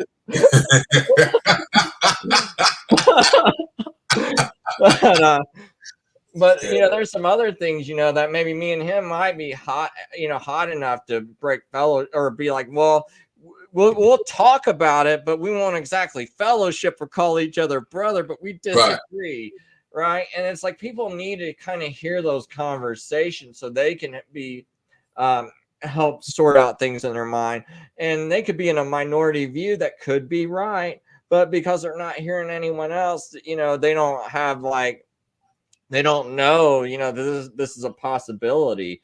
And so I just wish more channels would be less like that one channel that allows all this cussing and crazy behavior, and just, you know, let people have disagree, let people talk it out, you know, just kind of like the way me and Von Erich are doing, and other people I've had on my show. Just let us talk it out, man. And it's like, I'll promote your channel. You start doing something like that in live streams, I'll even help promote it. But it's just got to be where someone puts a cap on the whole, like, hey, when you come on my show, if you want to be heard, just don't cuss, because we want to keep it as a family program. We want as many people to hear it as possible. And I'll help you out. But yeah, matter of fact, I was, you know, I've been contemplating doing that type of thing too on the channel, on my channel, start my channel up. But yeah, I think the same way as you, the way God has me walking. But then, you know, I do what the word says: walk in the spirit and search for all things. So I don't get into, I don't look at it in a lens as far as right or wrong. God has me out of that. So because I believe a person everybody has the spirit of God in them. So when it comes to the wrong thing, that's subjective. That's a man's interpretation as they follow in the world that we live in. I'm by me walking spiritual, I'm thinking, if he said it, if this person said it, then it's valid. It is right. So where does it go? Where do I place it? Do I place it worldly, or do I place it heavenly? And that's where I'm at with that in my life. Because when I have conversation, like you're saying, an open dialogue, I search for understanding. Because if whatever it is that you're saying it by within your heart. And even when you're passionate, you may yell or whatever. Something that within you, and I want to get into that. I want to come as one into that spirit, into your heart, because it helps me grow. It brings me closer to God, because God is everything. He's all things. So if he's all things or everything, why would I dislike or put things away? And I know the reason why at that time when I was is because I didn't know. And what I did know, I refused to bring it in. So now what God has me, I don't refuse anything. I try to understand it. And only thing it gets me is when someone say, oh, you're wrong, you don't know what you're talking about. I'm not on that path. I was on that path, but God took me off that path. I believe everybody knows what they're talking about. It's just where I just ask God, where do I need to place this within your puzzle that you created? But please guide me to place it, and then guide me to get the understanding, allow me to grow, and then guide me with my words when I'm in a dialogue with someone, and see if we can come together as one. Sometimes we won't come together as one. I mean, God created all things, and people don't believe in everything that he says, you know. So, and everybody, you know, we got people here that don't believe in God, but yet he created them. So So I know everybody is not going to agree. I completely understand that. But with that understanding of not agreeing, understanding why you do not agree. Why is this person saying this? And that's what God has me. Yeah, now on my show, I wouldn't even mind if someone came on my show and was like, Chris, you're a heretic going to hell, right? Like, I don't mind when people say things like that because it's like, well, if from your perspective, if you believe a certain thing, it's logical for you to conclude it. Right. It's just like, I'm just like asking you, like, why do you conclude it? Right. Is your conclusion valid of me? Right? Right. Are you actually reading the scriptures correctly? But like, I'm not going to get mad because it's like, if like, let's say I believe someone that thinks Jesus rose after 2 days was going to go to hell. I sincerely believe it because I'm like, well, you called Jesus a liar, and anyone that calls Jesus a liar denies he's the Son of God. There's no way he could have been crucified on a Friday. It had to be on Wednesday. And let's say I really believe that, and it's like, if someone came to me and they also had some kind of similar belief like that, and they're like, well, I believe anyone that thinks this, and now we can go and rationalize that and talk about that, because it's like, well, if you're calling Jesus a liar, I could see how you might think I'm going to hell. And if you think that it's really important that he rose in 3 days and kept his word, okay, it's like, I'm like fine with that. Like, I don't get upset over someone thinking I'm going to hell, because like, okay, you talk to a non-believer, you're going like, hey, anyone who doesn't believe in Jesus is going to go to hell. You wouldn't want that non-believer freaking out, flipping out, getting all angry, like, why you told me I'm going to hell. No, it's like, let's talk about this logically. Could this be a possibility? It's like, that's all that. So it's like, so I'm just telling people, if you think a certain thing about my belief system, like, it doesn't bother me for you to say that. And that's why I kind of like, I'm upfront and blunt about what I believe with other people. I'm like, okay, I think this is blasphemy. I think when you're teaching this is putting you on a possible path to hell, or I think you are going to hell. It's like, I'm just going to be open and blunt. Maybe I'm wrong, but I mean, I'm going to like be like, I'm not sitting here like wanting you to go to hell. I'm not desiring you. I'm not hating you when I say these things. It's just, according to how I'm interpreting everything, this is what I see. Just like when you talk to an unbeliever, if they deny Jesus, this is what you see from the Bible. If you think they're in danger of going to hell, you're not hating them by telling them that. So, I'm just throwing that out there too. I don't get upset just because someone, is thinking I'm heretical or something like that either. If someone came on here and just want to have a discussion like, hey, Chris, you're going to hell, this is why. Hey, that's fine. It's like, just, I can be cool, and have like a non-heated conversation where you say certain things to me and they might sound bad to the normal person. Maybe maybe the average person gets upset, but it's not going to upset me because I'm like, it could be a possibility if you make a strong enough argument. Yeah, I believe that. I believe everything what you just said is 100% true and 100% blessings too. Because the way you look at it, I think that's wonderful, because you having an open mind and open dialogue, and you're willing to accept all things within a dialogue, within a parameter, wherever the person is at that time in, where their life is at that moment. Some people go and read the word, and I've seen some people read the word, and I was like this also. Read the word and believed, oh, I got it.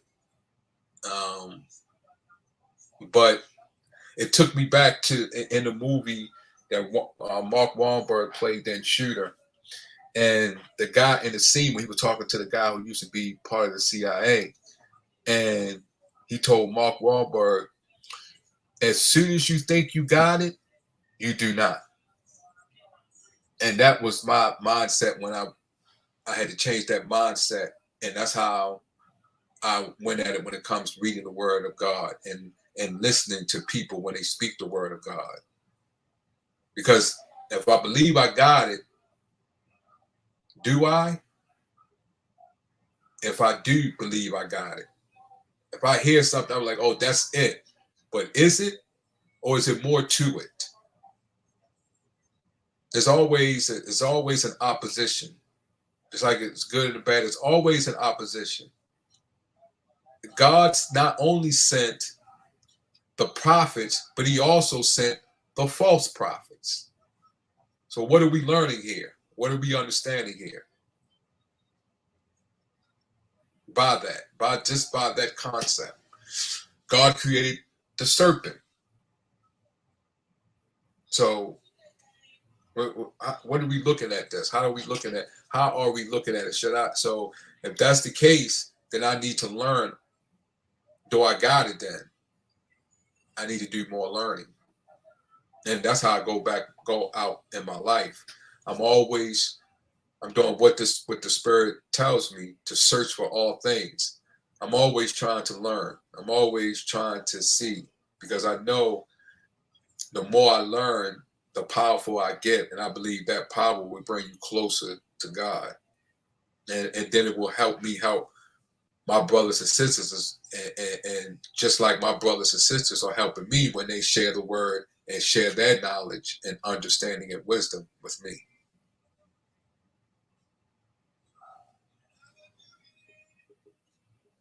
Yeah. Hey, anyone out there, if anyone wants to come on, drastically change the topic, I do not mind. The link is at the top of the chat rooms. There should be pinned up on Rumble and on YouTube. So I'm just having this stream because I had the day off and I wasn't even sure if I was going to have a stream. And I just decided to start it up and see if anyone would come on. So anyone's more than welcome to come on and talk about whatever. I just, as long as you can stay cool, and, talk about any subject, I'm fine with it. Recently, though, you did say that one thing about that shooter, that movie Shooter, and that guy that's like, just when you think you have it, you don't, or Right. just when you think you do, you don't. Mm-hmm. Yeah, I kind of thought about like Passover this year and how I was kind of broaching that territory, I gotta admit, and it's hard for me to really apologize because I don't know if I'm wrong yet, but I'm apologizing as far as like there's just because there could be a possibility, because it's like, because I was kind of hard on people about thinking that they were observing Passover and Easter like a month early. And I was pretty fired up about it, right? And I was like, and then I started thinking, I was like, man, I tell you what, though, man, at the end of February, I did feel like winter felt like it was done this year, like it wasn't going to be that bad, like the worst of it was over, and it was, right? And I'm like, because sometimes in March it could still feel real wintry. And you're just like, it still feels like it's like winter. It doesn't feel like I've really escaped winter yet.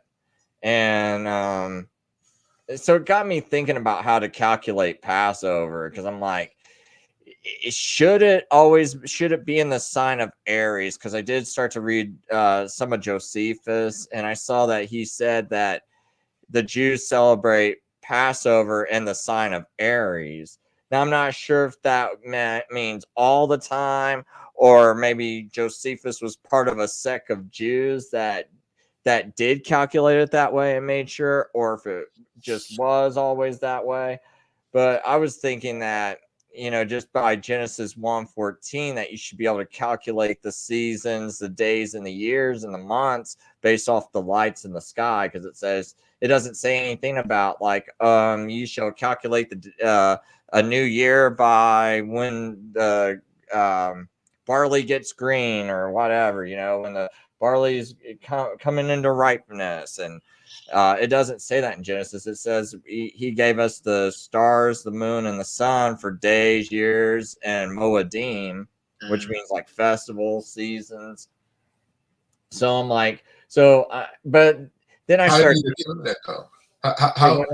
How did they determine that? Because we have, as we see through history and throughout history and books, they have different people follow different timetables, right? but see, but just because they follow different timetables, they also follow different gods and everything like that. So, Right. but which timetable did God tell? I believe it was the Jewish lunar solar calendar. But the thing is, how exactly were they calculating the year? Because it doesn't really specifically say in Genesis. It just says the sun, moon, and stars. So does that mean that it's when the sun is in Aries, and then that's when you're supposed to make sure that Passover lands in Aries? Was that something that was there in the beginning, and then later on, but then it's like when Moses gave all these laws, about Passover and things like that. It's like, well, he says, you'll know it's like when the barley is like in the Aviv state. And so it's like, so is it really by the barley? Because in Genesis it says it's the sun, moon, and stars, and it doesn't tell me, this. So that I think there's like a little there's a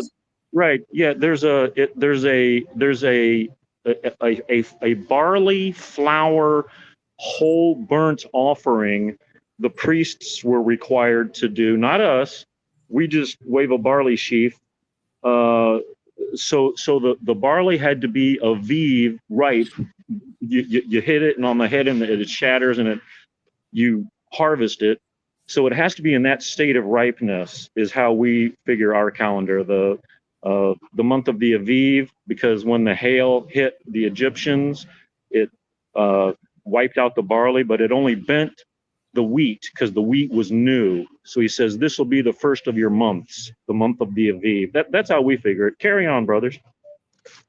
Well, the thing about that, though, is this particular year, they had said that it was going to be the month of Adar, and then it looks like they kind of changed it at the last minute, and some said instead of Adar 2, it was going to start Aviv because it looked like the barley was going to be Aviv by Passover.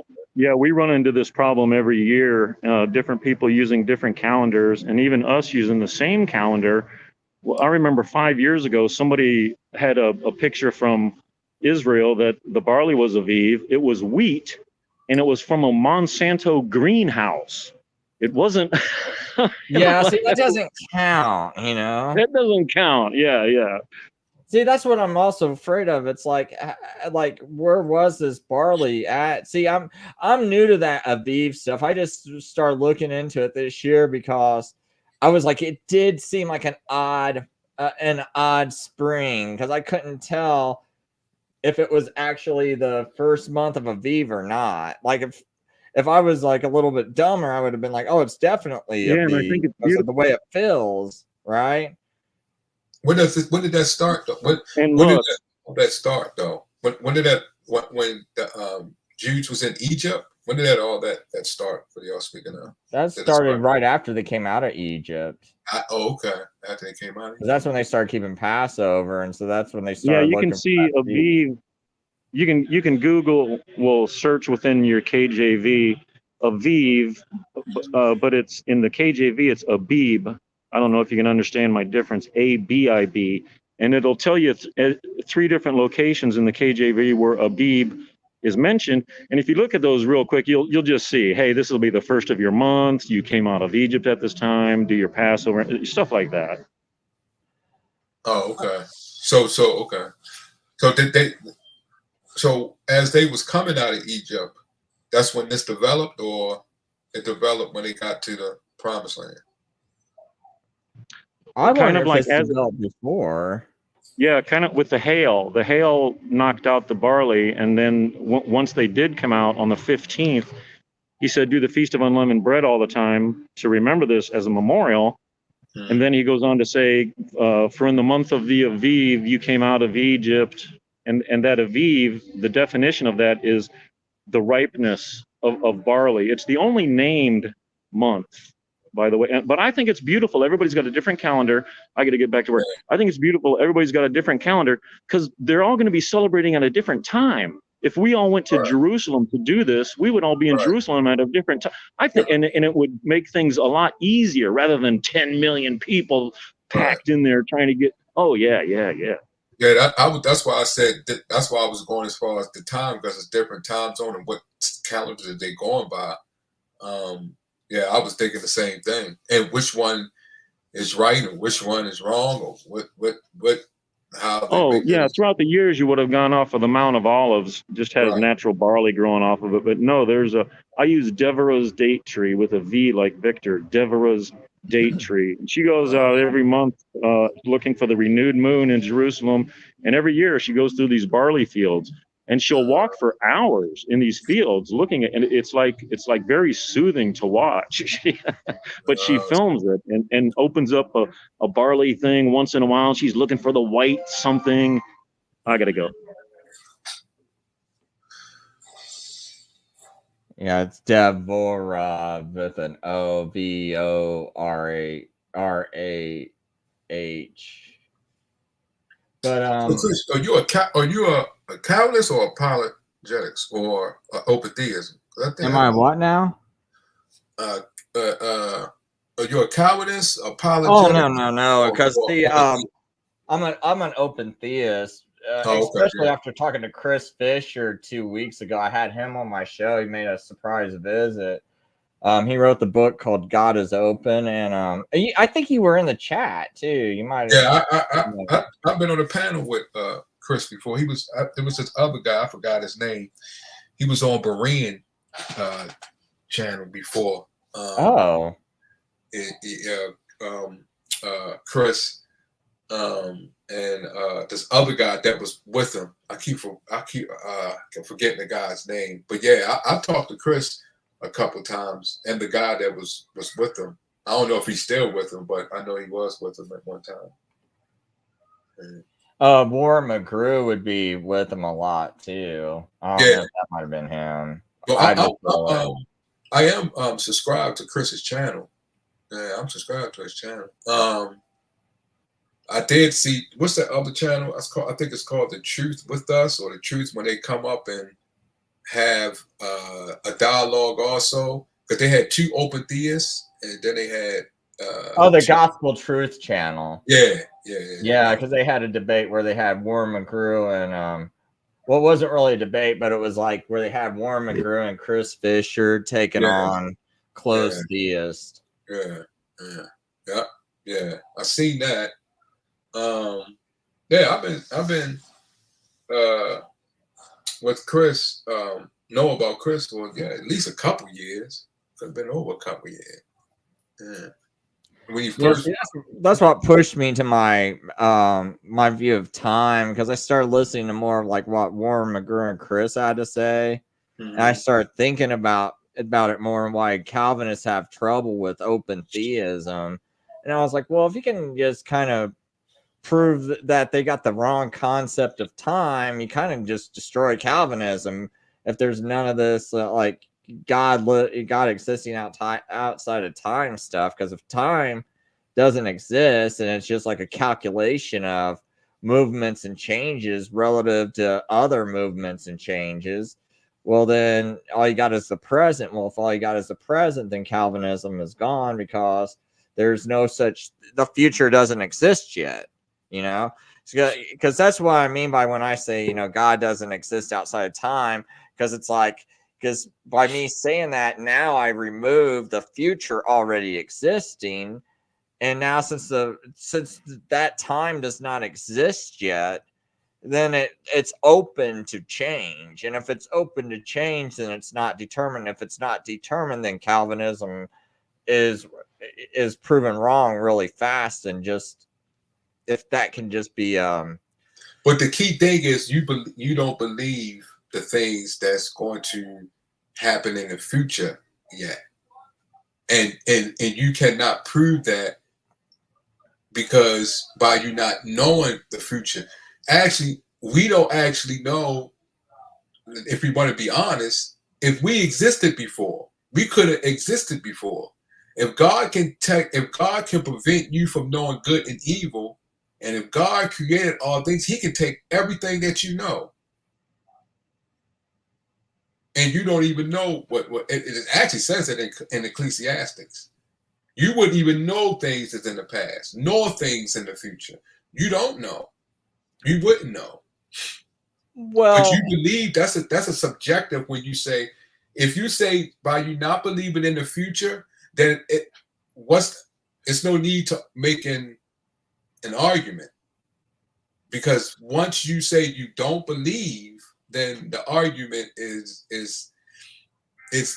actually what shouldn't proceed, because you believe that the future has not happened.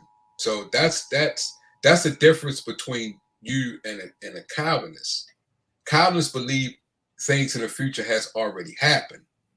So that's why their belief is that. Open theists don't believe.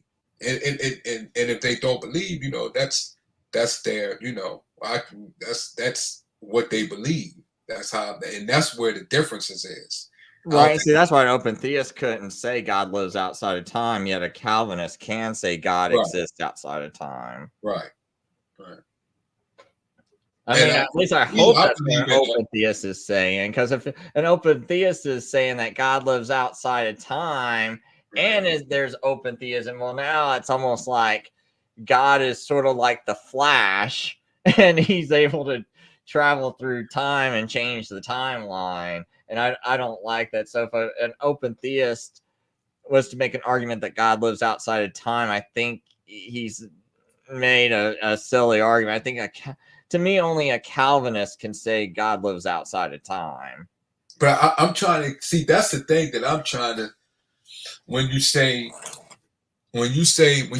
the flash analogy, and because mostly all the shows do this when they go back in time, they always say you can't do this because you disrupt time. Even what's that movie? That's one of my I think, what's that movie with the guy Reynolds played in it, and they went back and him and the two boys. Well, the guy, it was his. Well, I'm getting ready to say it was his brother, but it wasn't his brother. It was him when he was a child, and he was an adult. But they went back in time. They had a time machine. They went back in time to try to stop something, and they went back to see their father, because the father had died.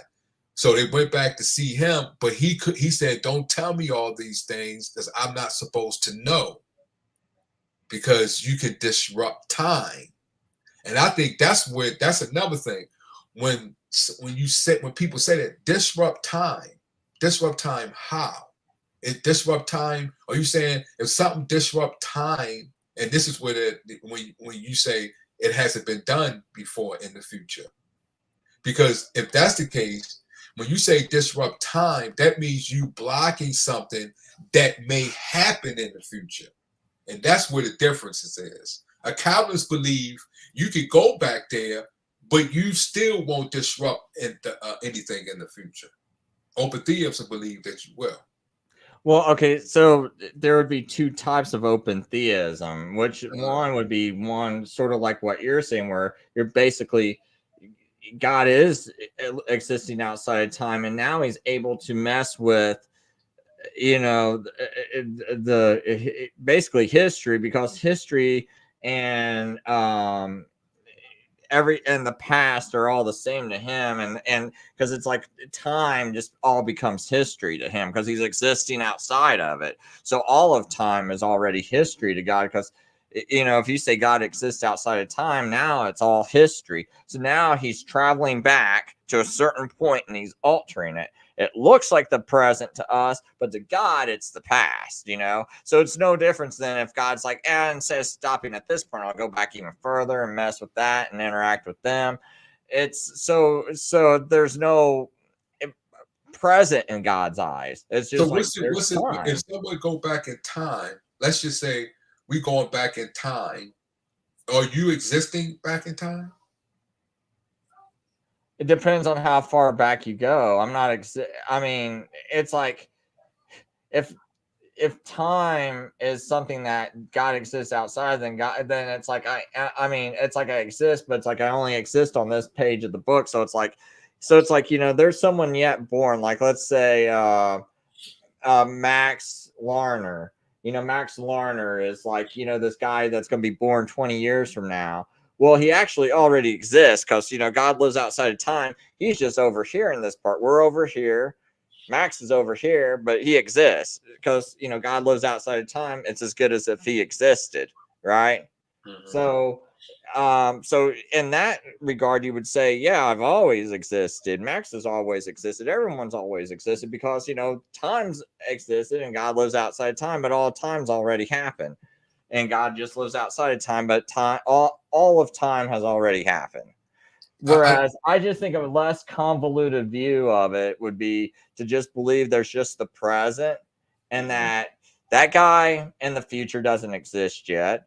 And if something changes right now, it's not like, okay, God decided to have a judgment and wiped him out of existence completely because God changed the timeline, and so now he wiped out Max because he caused a different couple to get together. So now Max Lerner never gets, it never gets born. But I Right. think, but I think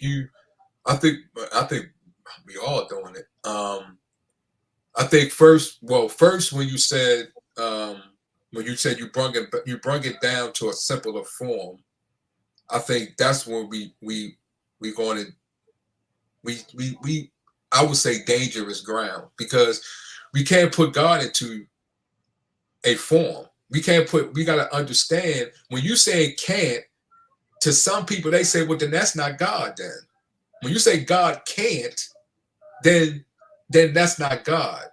But that's just the way how people is interpreting it. If you say God can't exist outside of time, then is that God? Because the Bible could be contradicting itself when it's saying all things. But then we would go back into different interpretation when you saying he can't. You saying he can't, but let's just say if he could, it would be this way. But that's still Okay. I see what you're saying. You see what I'm saying? Right. So I won't say he can't, but I'm just saying the way I believe the universe is set up, it's not set up in a way where he does exist outside of time. Outside, and see, there we go. That's probably more palatable. Right. That's where the apocrypha comes from. That's what apocrypha, because in the apocrypha it says God exists outside of man's understanding. Man is unable to understand. Yeah, so I'm cool with that. We're talking within our understanding, which is perfectly.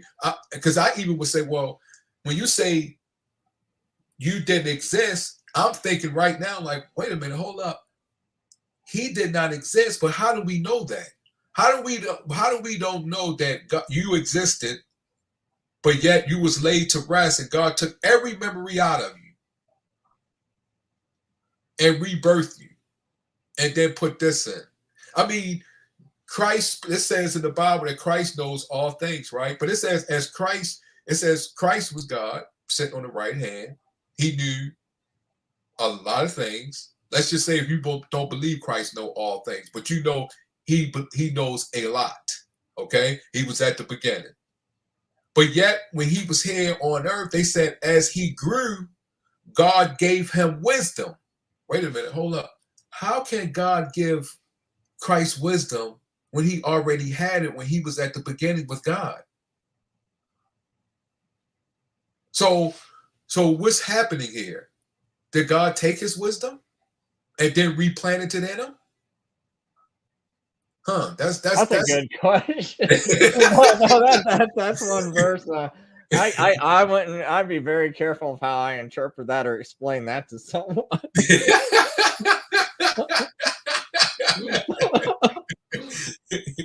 So that makes me think, when you was explaining it as, oh, I did not exist. Oh, really? Are you sure? Or that's just what we know, what God has given us to know. Are we sure about that? Yeah, but I'm just saying, to me, it would create like a reality that's just it wouldn't be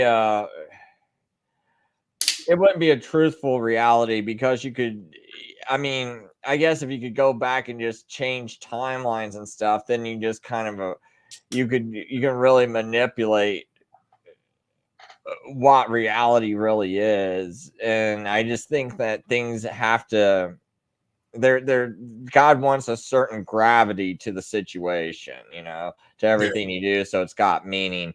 And if you could just take and go back and tamper with timelines and things like that, I think things would have less meaning. Whereas, it's a lot more, there's a lot more gravity to the situation when you're thinking, hey, I can't travel back in time and fix this. Like whatever choice I make now, I'm stuck with it.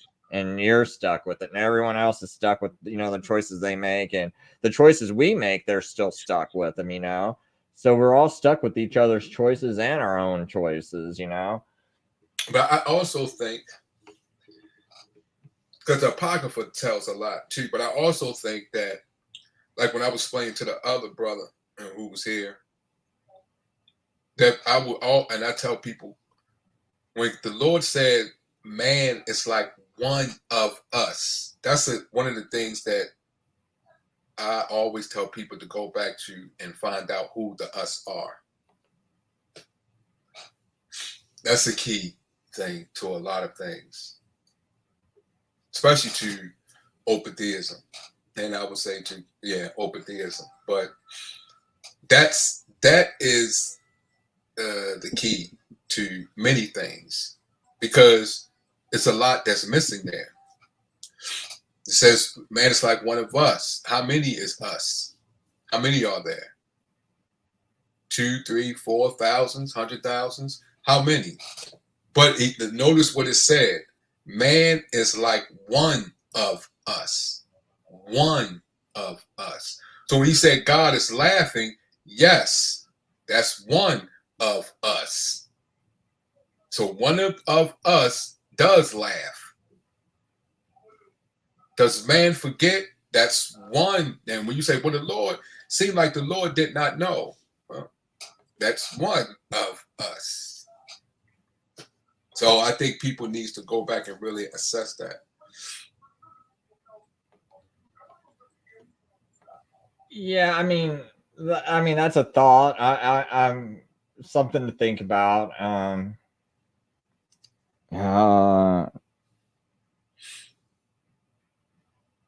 Yeah, I don't really know what to really say to that. It's a lot of things. Do you know that? And I would love to go there and travel and go win, and not just there, but around the world. Do you know that in back in Maui, that they have 3.4 million literatures, which they call a spiritual book, that has not been deciphered yet. That's one. In England has a library which is considered the DuPont Library of the world, and they have spiritual books within the library from all over the world that has not even been read, and some of those books has not even been deciphered. So when we read the Bible, or we read the Bible as of the state that it is of today, what about those, like I just said, the 3.4 million literatures, which they call spiritual literatures, that they can't even decipher? And what about even in the Mayan people, they have wordings they don't know or haven't deciphered thousands of years ago. All those books in the New England Library, they spiritual books. What is being said in those books? So we only go about the knowledge of what we are being presented today. What about those? What about those? There could be things in there that bring us closer, or people that's searching for information. The one thing I'd be curious about those books is like the real early writings and what someone would have to say, because I'm imagining some of these people had deviated from, because I believe everyone knew who God was at the start, right? Because it's like, Adam's passing knowledge to his children. His children are like, hey, what happened, Dad? It's like, well, I ate from this tree and blah, blah, blah. And they had like 900 years to tell their children all this information and share it. And I believe that their memories worked better. And then it's like, I wonder what happened, and I believe you had similar situation, Noah gets off the ark. Everyone has to know everything that just happened. It's like, well, why is there so few people? Well, God flooded the world, kids, and all this happened. But at some point, there's got to be some writings to where someone is talking about, where their great grandparents said something and shared some knowledge about the world. And I'd be kind of curious about whatever books exist that kind of lend more credibility to the Bible, support it more, and hey, all this other stuff was happening, and so did this, or this happened, and that's just kind of stuff I'd be more interested in with what these books were saying. And I'm also curious about, I wonder if all these writings from some of these early Christian groups got destroyed, and if there's not copies sitting around somewhere in the Vatican that just haven't been translated yet. So I'm really curious. That's what they said but they said it's like that not just in the Vatican but in other places. Like I said, that library in England, and then you have libraries all over the world, different parts of the world, that people have literature and kept it for thousands of years. So, what are those things to say? What do they have to say about that? And you got in Africa, you got in China, you got all the way in Asia, and Latin America, and in the Middle East, libraries and books. They said when they went into Iraq and they destroyed a lot of the libraries, they said they had not only artifacts, because the guy who owned Hobby Lobby, he took a lot of biblical artifacts that came out of Iraq, and is in that library, that museum in Washington, D.C. So you see with libraries and writings and things like that went back thousands of years. So yeah, that's sad, man. What happened to Iraq and all that stuff getting burned. Yeah. So it's like, I know I'm just as intrigued and also curious also as far as those type of writings. And if it is, why are they keeping those type of writings away from us? Because I try to go onto the library, many libraries, and try to get into their website and things like that and see how much they allow you to read and do all types of research on. But I guess it's only, because I was always wondering, why did they take the Apocrypha out? Why did the Vatican and them decide to take the Apocrypha and separate it? Well, it wasn't really the Vatican. I thought it was more like the Protestant Reformation that decided to take the Apocrypha out. But I can kind of see why some of it, if it's not 100% jiving, I just think they should have left it in there, because there's still some good information, like the Book of Maccabees. I think that's a fairly accurate book. And while maybe you might not be well, it's not scripture, it's sort of almost it reminds me of the Book of Josephus, where it's kind of an important writing, Right. All that stuff in Josephus is really important. A lot of people used to have the writings of Josephus right next to their Bible. Okay. Because it supports all that history that happened, right? Because it lends credibility to Jesus actually being here and everything that happened while he was here and the aftermath, and so I see the Book of Maccabees being like that, and some of the other books got pieces in them that remind me of that. And I'm I think it's kind of important history. So yeah, that's true. I think it's important history, and yeah, I think that's also true. But it's have you heard the Baha'i faith?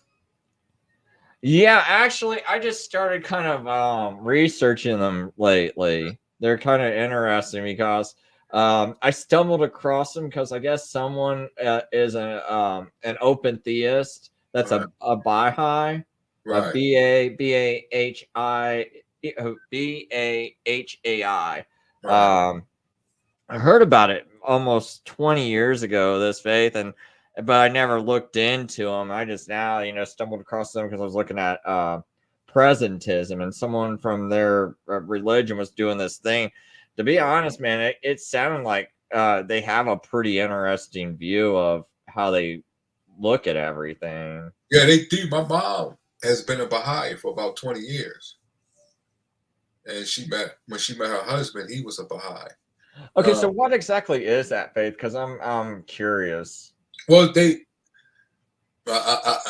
don't want to misrepresent because I make sure I might have to one day ask her to come on your show and go into details. But or matter of fact, what I do is I ask her to reach out to a representative and see if he'll come on your show and talk. But they believe Christ came again in 1944, and their prophet, I think he's called Baha'u'llah, and they believe Christ came into him, and for that second time. They also believe in the main religions, Islam. Well, yeah, Islam, because most of it came. They say it came out the branch of basically of Islam. Oh, okay. Around that time. So, and that's the reason, and that's one of the reasons. But when he came back in Israel. That's why they believe in Christianity, Islam, and the Jewish. And when you study with them, they allow you to read from all those books, Christianity books, the Quran, and the Torah. But when they actually have meetings at your house in different people's homes, they go to the temple, but they actually have it in your homes. They pretty much remind you of Jehovah's Witness in certain things that they do. But yeah, they're open to basically all biblical books, even Buddhism and Hindu things, the spirituality of it. It's kind of a shame, man, that they think Christ came back in 1944 and I guess incarnated in someone, I guess.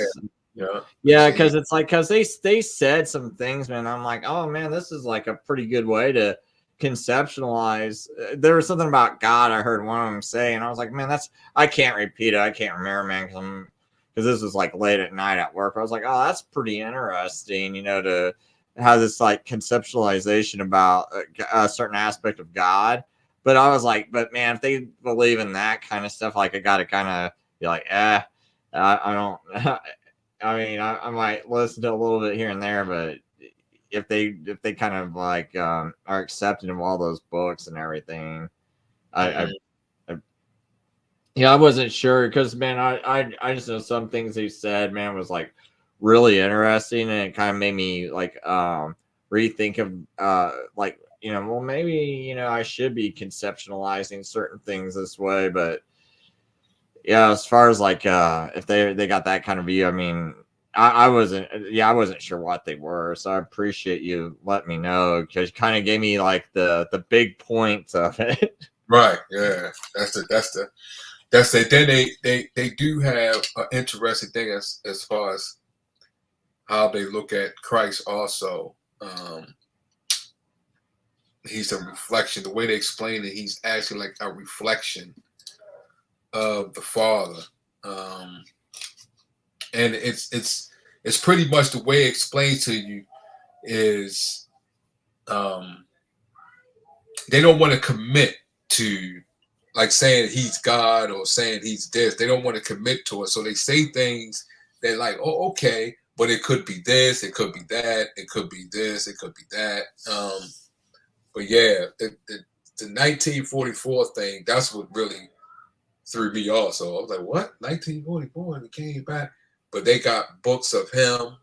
And it's like, it seemed like, it's just like a lot of other religions and stuff, that too. Because some of religions say Christ came back too also. So, or that prophet got a revelation or things like that, like Jehovah's Witness and stuff like that. So, but Yeah, there's like a Korean religion that sounds almost similar to that.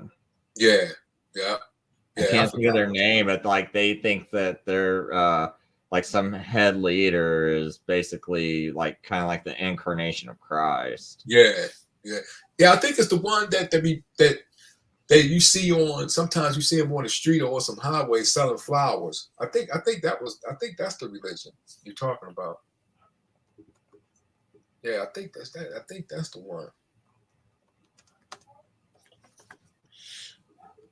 Yeah, see if it pops up. I thought there was like some kind of Korean church. Yeah, I remember that. Because I think they're the ones who sell roses. I see them sometimes selling roses and stuff out in the street.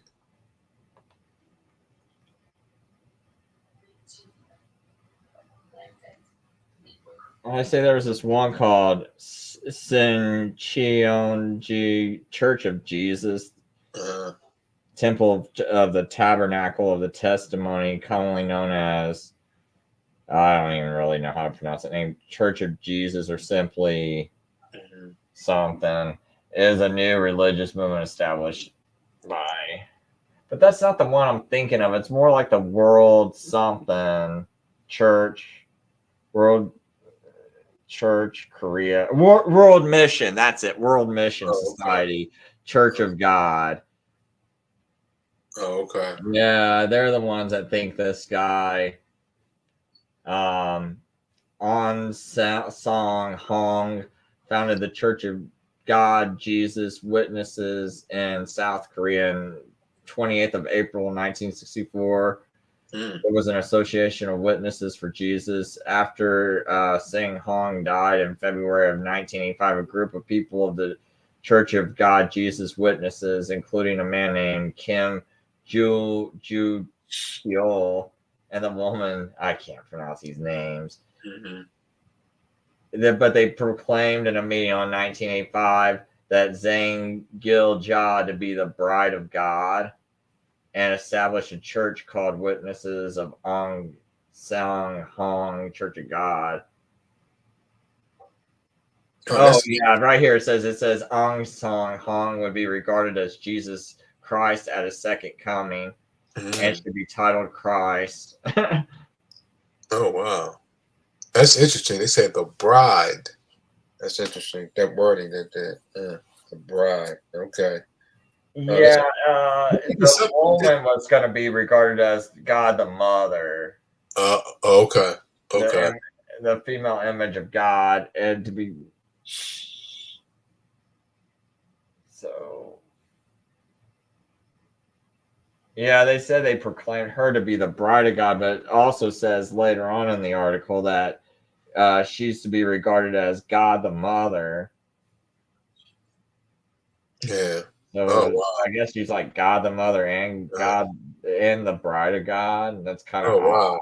That's interesting right there. I'm confused. Yeah, that's interesting right there.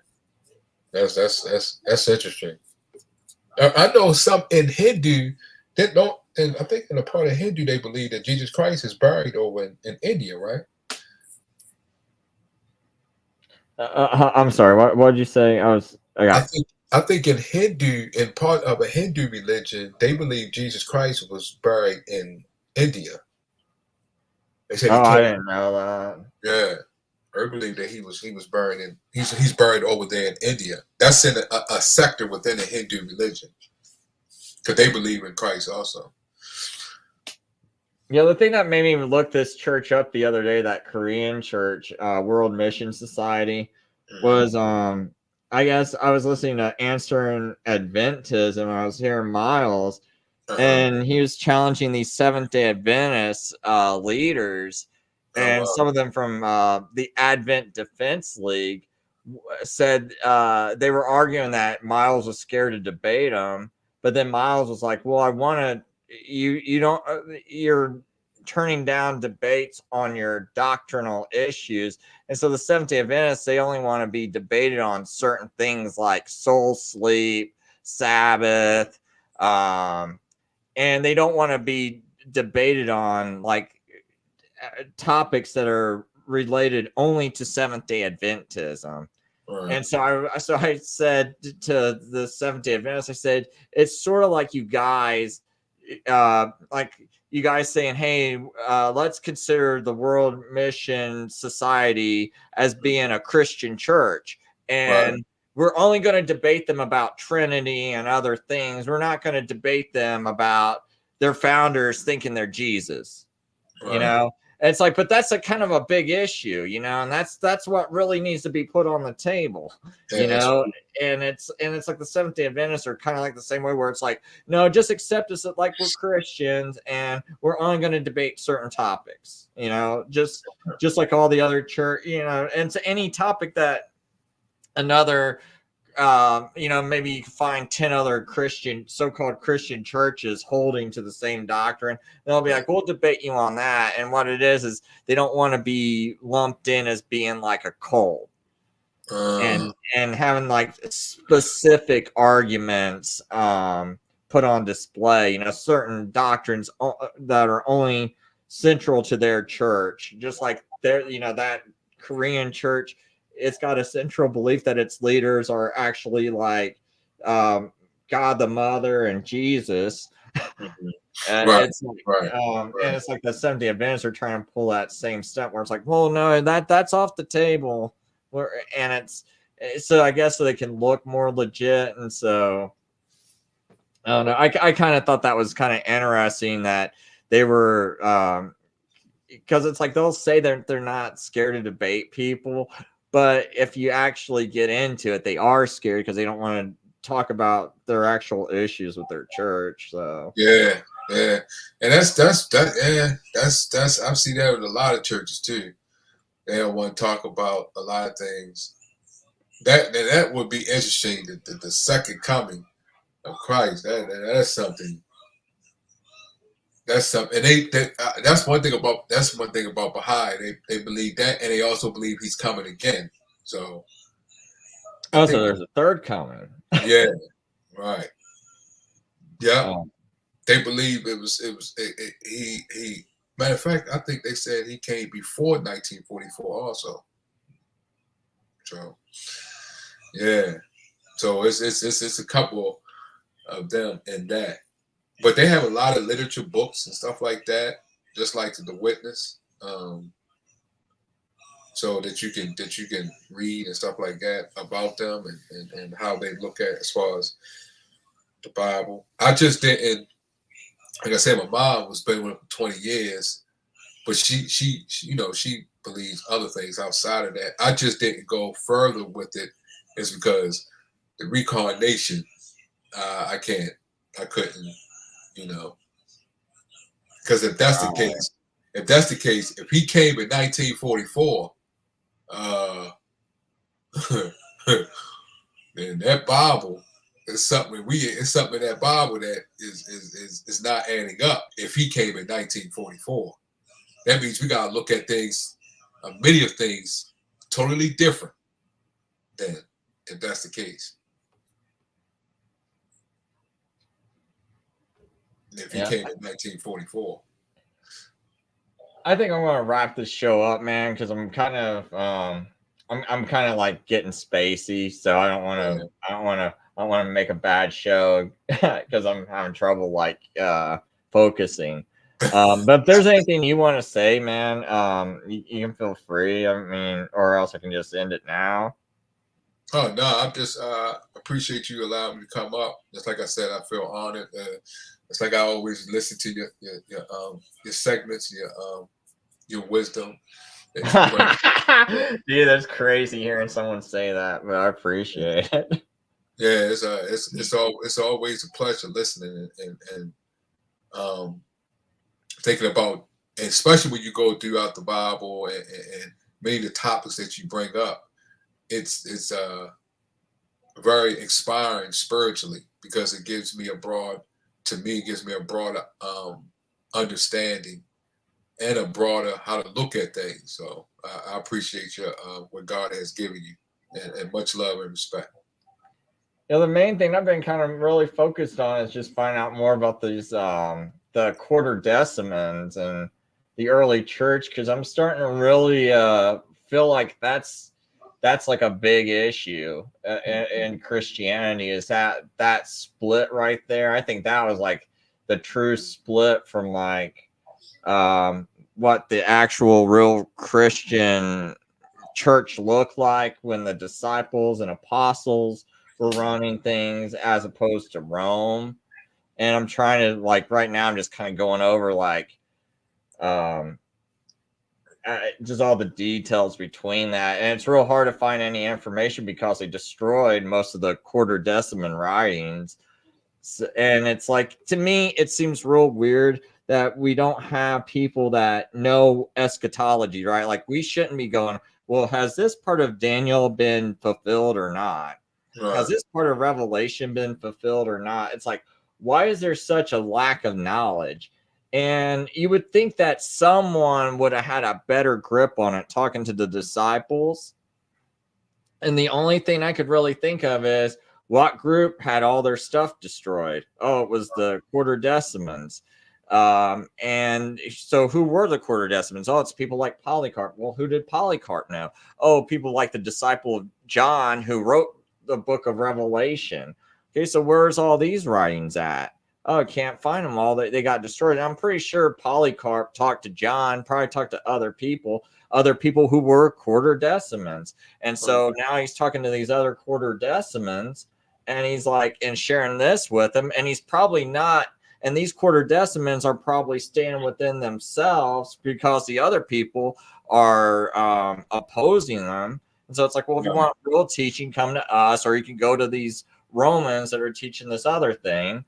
And then when their writings get destroyed, okay, now we don't know what's all been fulfilled, because maybe these people had it. I mean, this is just a speculation on my part, but I'm wondering, because it just seems real weird to me that we don't have this like better eschatology handed down to us. Like really, no one's curious if Daniel was fulfilled or not, and we don't have like a clear understanding. There's guessing. Right. It's like, that's what seems so weird to me. And the only way I could explain it is the quarter decimans and their oppression and having their writings destroyed. That's true. Well, I appreciate you, man. I look forward to all what you trying to bring forth and try to figure out and bring some clarity and understanding. So that's, like I said, I appreciate you, brother. It was good being up here. Well, hey, man, I appreciate you, man. Everything you said a lot of encouraging things to me. I appreciate it, man. I didn't even know you watched my show that much, so I really appreciate it, man. That's no problem. You have a blessed night, brother. Hey, man, you have a blessed night too, and I love having you on, man. It was good having a conversation with you finally. Okay, brother. Take it easy. All right, yep. Later, everyone. Appreciate everybody.